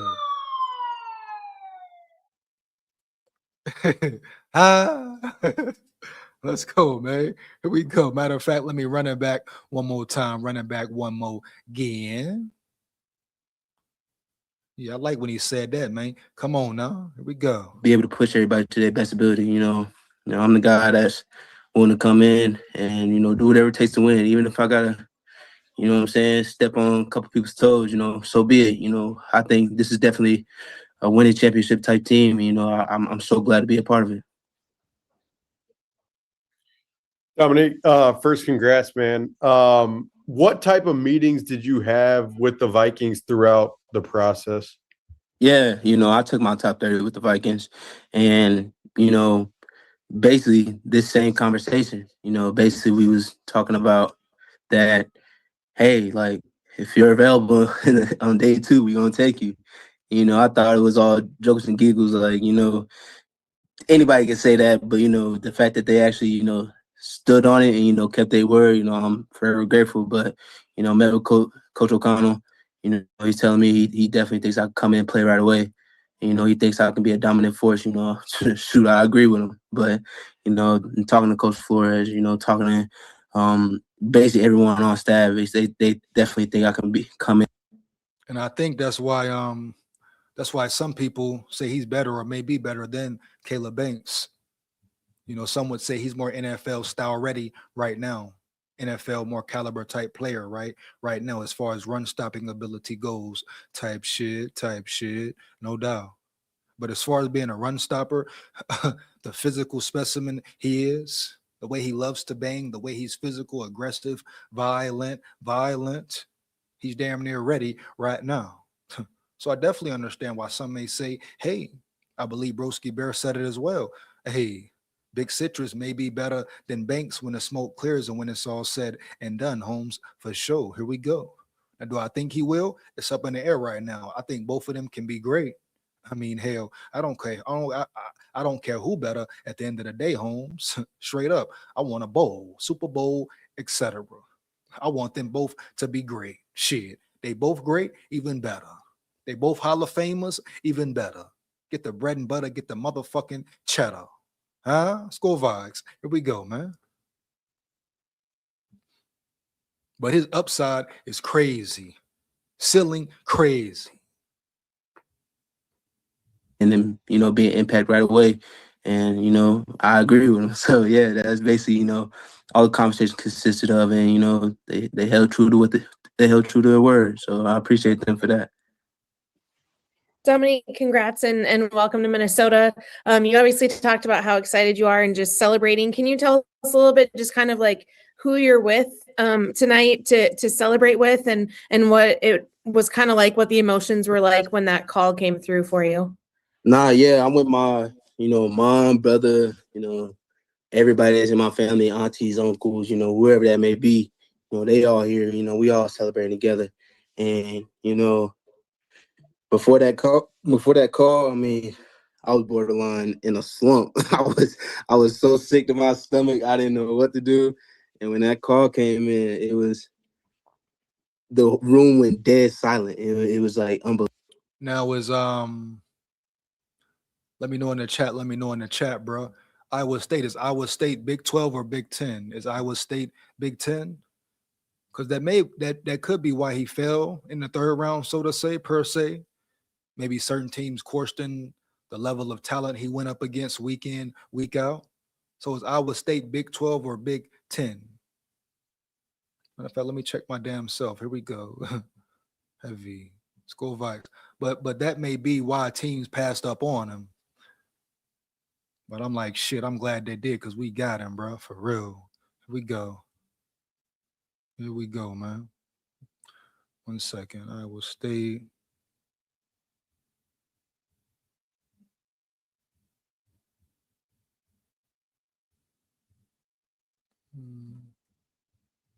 Conference. Big 12. Okay, boom. So okay.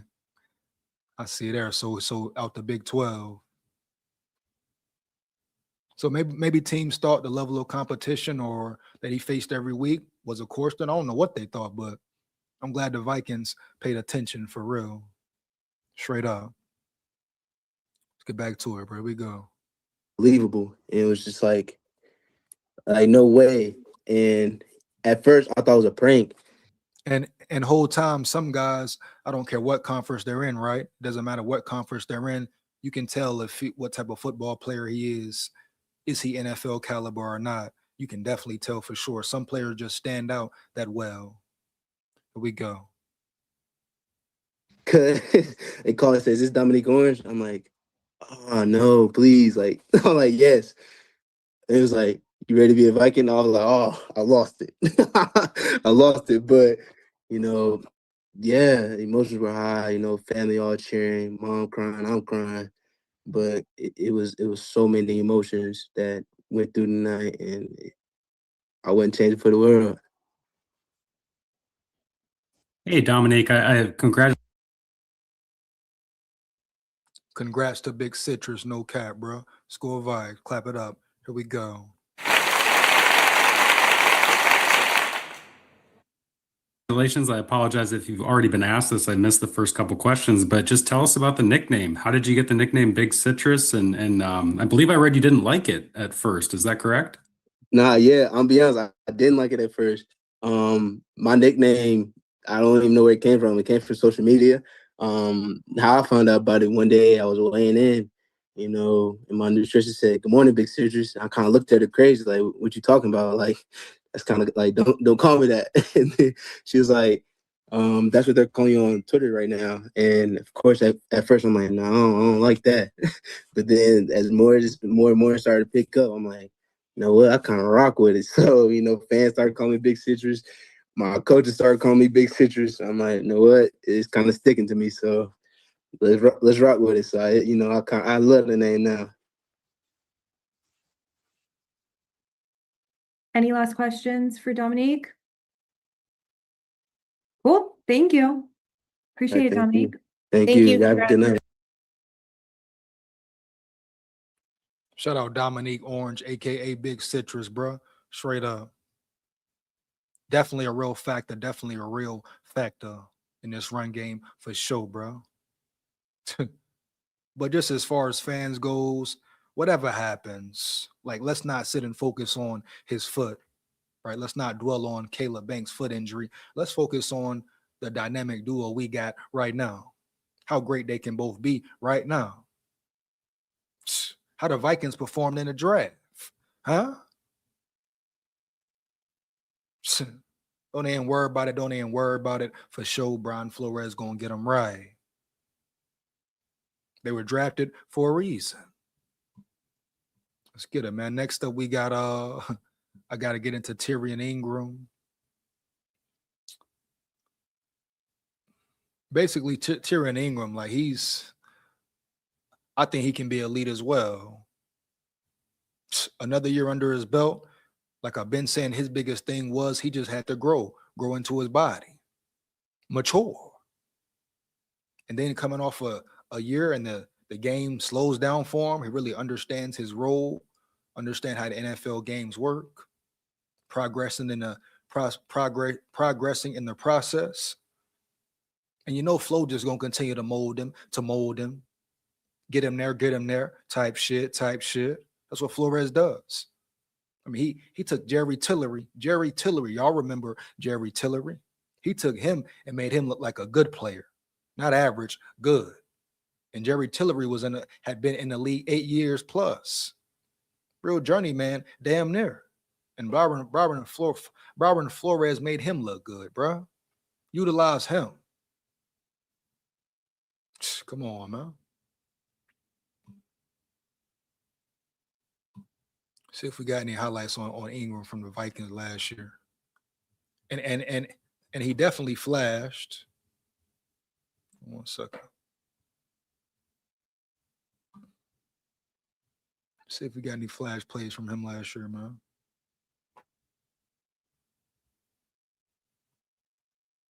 We got here.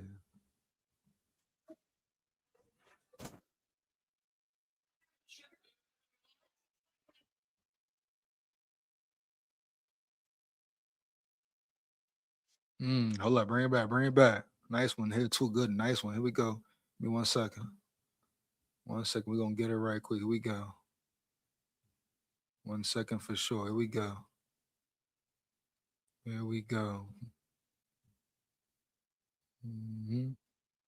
So once again, this is Tyrion Ingram Dawkins.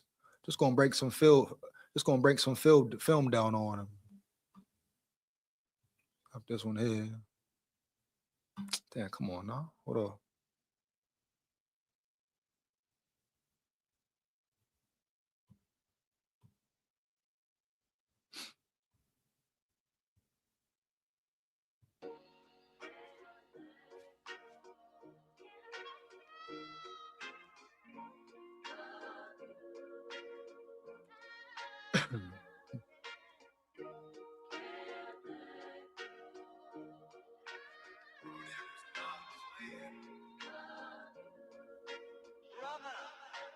Is he just showing like what is he doing here with this?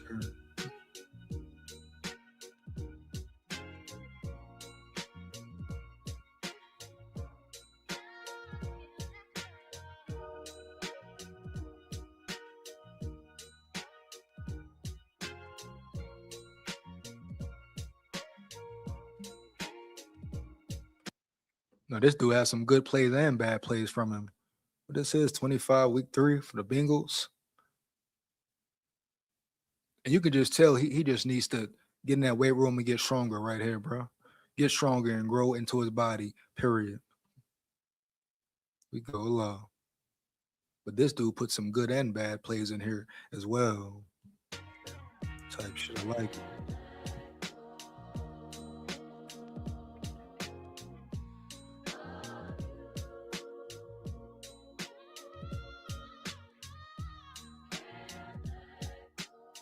Has enough speed, athletic enough to drop back in coverage.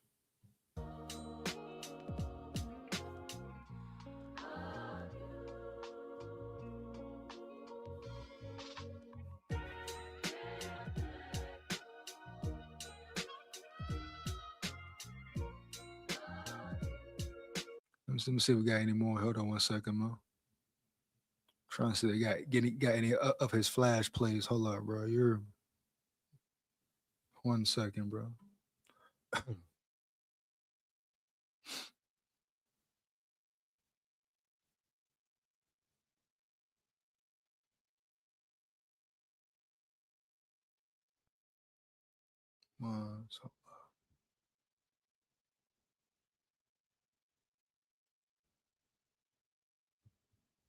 Thought I saw one on this joint before.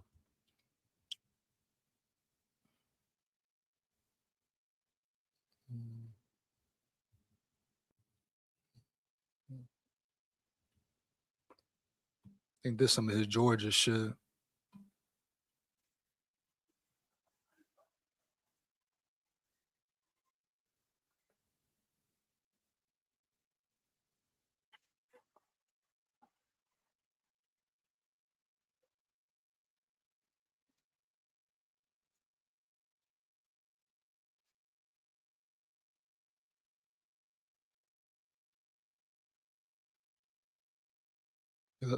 Let's look at some of his college film right quick too. Hold on, man.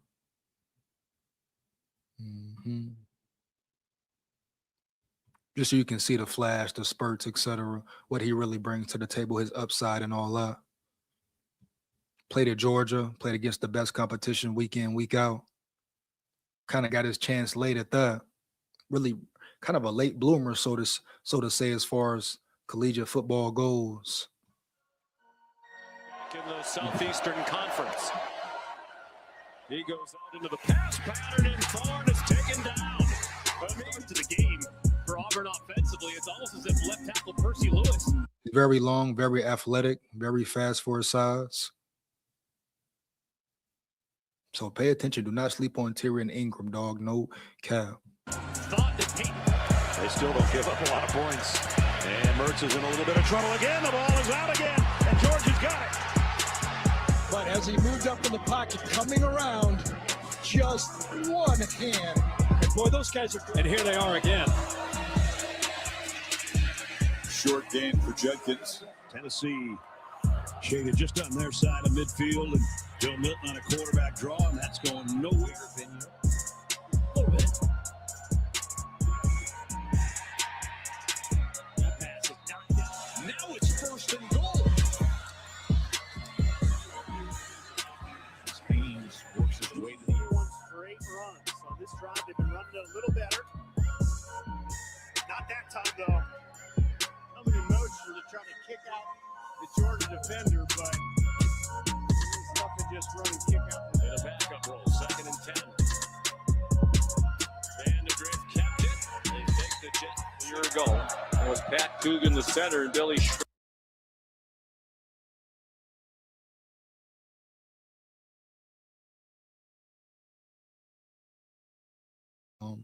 Unmute this mic. Look at his size right quick. As far as just breaking him down as a specimen, as an athlete. 6'4", 3-4 inches, 276 pounds. He probably weighs even more now.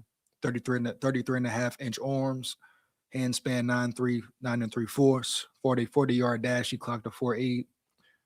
10-yard split 1.69, 20-yard split 2.7, 4.3, 20-yard shuttle, 3-cone drill 7.28, vertical jump 36 inches, broad jump 10.4, bench press 23 reps.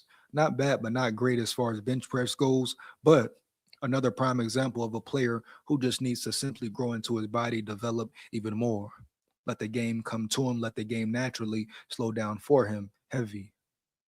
But I think this is a name to watch. This is a player to watch for sure. Very easy to get caught up in the rookies and all that. I get it. But this dude coming second year in, what can we expect from him? Don't sleep on Tyrion Ingram, Dawkins. We got real dogs up front. I don't care who the starter is. You hear me? I don't give a damn who's starting for real. The depth chart is like that. Shit, yeah, bitch, yeah. Right? The trenches is like that, bro, for real. Now, still some coarseness on the offensive front. How would the offensive front really look and do? But a lot of that goes along with what will KOC do? Play calling, running the show, type shit. Huh? Will he perform at a high level? Will he finally coach four quarters of football? Or will he fold again? So a lot of factors that play a part for sure, man. Can't forget that, dog. Certain things that matter truly matter. Get back to it. Here we go, man. Out the left guard, leading the way. Jadarian is going to have much of an opportunity. Down 2 scores here in a moment. Jace now lined up at tight end on the left end of the line. Jackson Dart. Consecutive 5 wrapped up.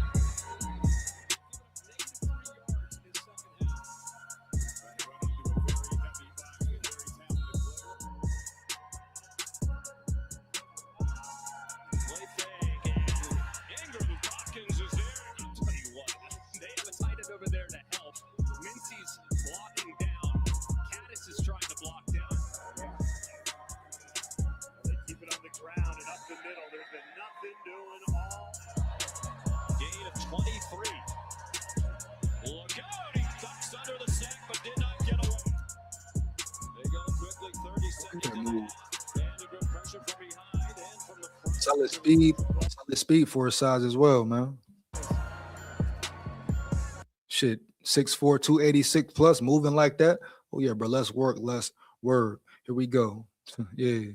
But just think about it though. Y'all really Corsten and Caleb Banks if we want to talk about numbers. Caleb Banks ran a 5 flat 5.04 40 at 6'6", 330 with a broken foot or with an re-aggravated fractured foot. He ran a 5.04 40, Holmes. Heavy. Are you kidding me, baby? For real. And y'all want to complain or course than him? Come on now. Stop it. Here we go. Stick with the ground game. Back now. He stumbled as he crossed the line of scrimmage. Ty Ingram Dawkins. And that's pretty much it for that there, man.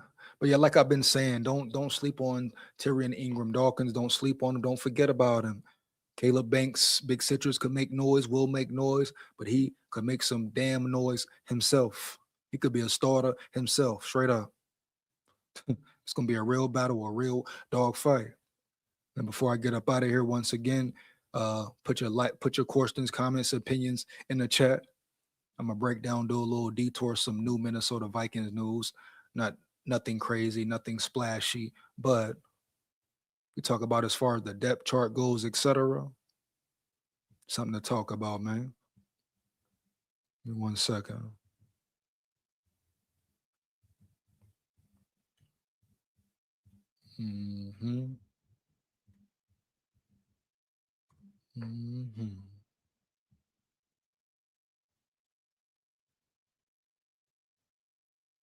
Hold on. What's this here? So Vikings signed free agent defensive lineman Eric Johnson II.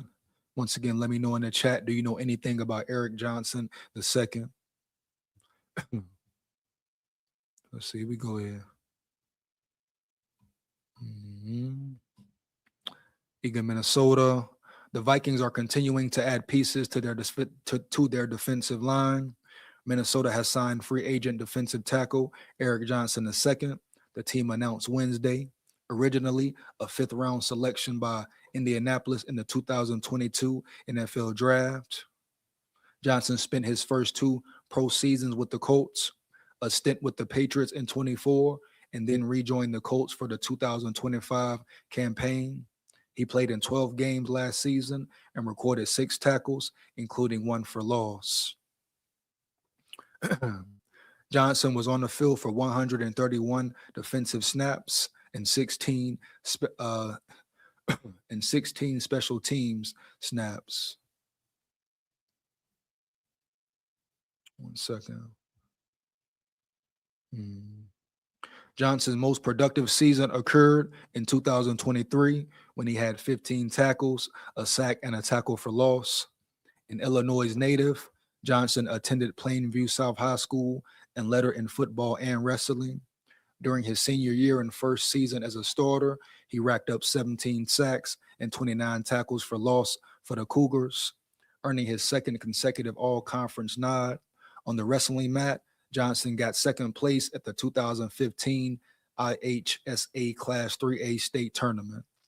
He went on to play collegiately for Missouri State, redshirting his first season and then utilizing his extra year of eligibility, granted to college athletes who played in the 2020 campaign due to the COVID-19 pandemic, to ultimately spend 6 seasons with the Bears.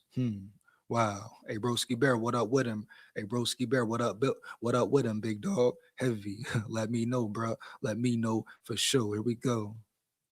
Johnson garnered 2nd team All-Missouri Valley Football Conference honors that final season after recording 43 tackles. Oh, I'm talking about, they talking about his college team. I mean, his damn college team, bro. Tripping, huh? I talk about damn Chicago Bears, bro. Here we go. Oh, man. Johnson garnered 2nd team All-Missouri Valley Football Conference honors that final season after recording 43 tackles, 6.5 tackles for loss, and blocking 3 kicks on special teams. He played in the NFLPA Collegiate Bowl and the Senior Bowl. So once again, just some side note news type shit. Eric Wilson is in the building. Yeah. I mean, Eric Johnson is in the building. SKOL Vikes, bro. Finna get up out of here. But North said, I was listening, just had to go collect some money from a customer. Cash is king, baby. I dig it, North. I dig it, bro. Here we go, man. SKOL Vikes. Like I said, I'm finna get up out of here. You already know what it is. Make sure you like, comment, and subscribe, and hit that bell as well. Takes less than 1 second. Why not, right? Support the grind, support the channel. You understand? SKOL Vikes, bro. You know what it is. Big SKOL here. SKOL Vikes win, lose, or draw, but we come to win. Down at the levee, we going fishing at the levee. SKOL Vikes. Believe that. Hey, we run the north. You know, yeah.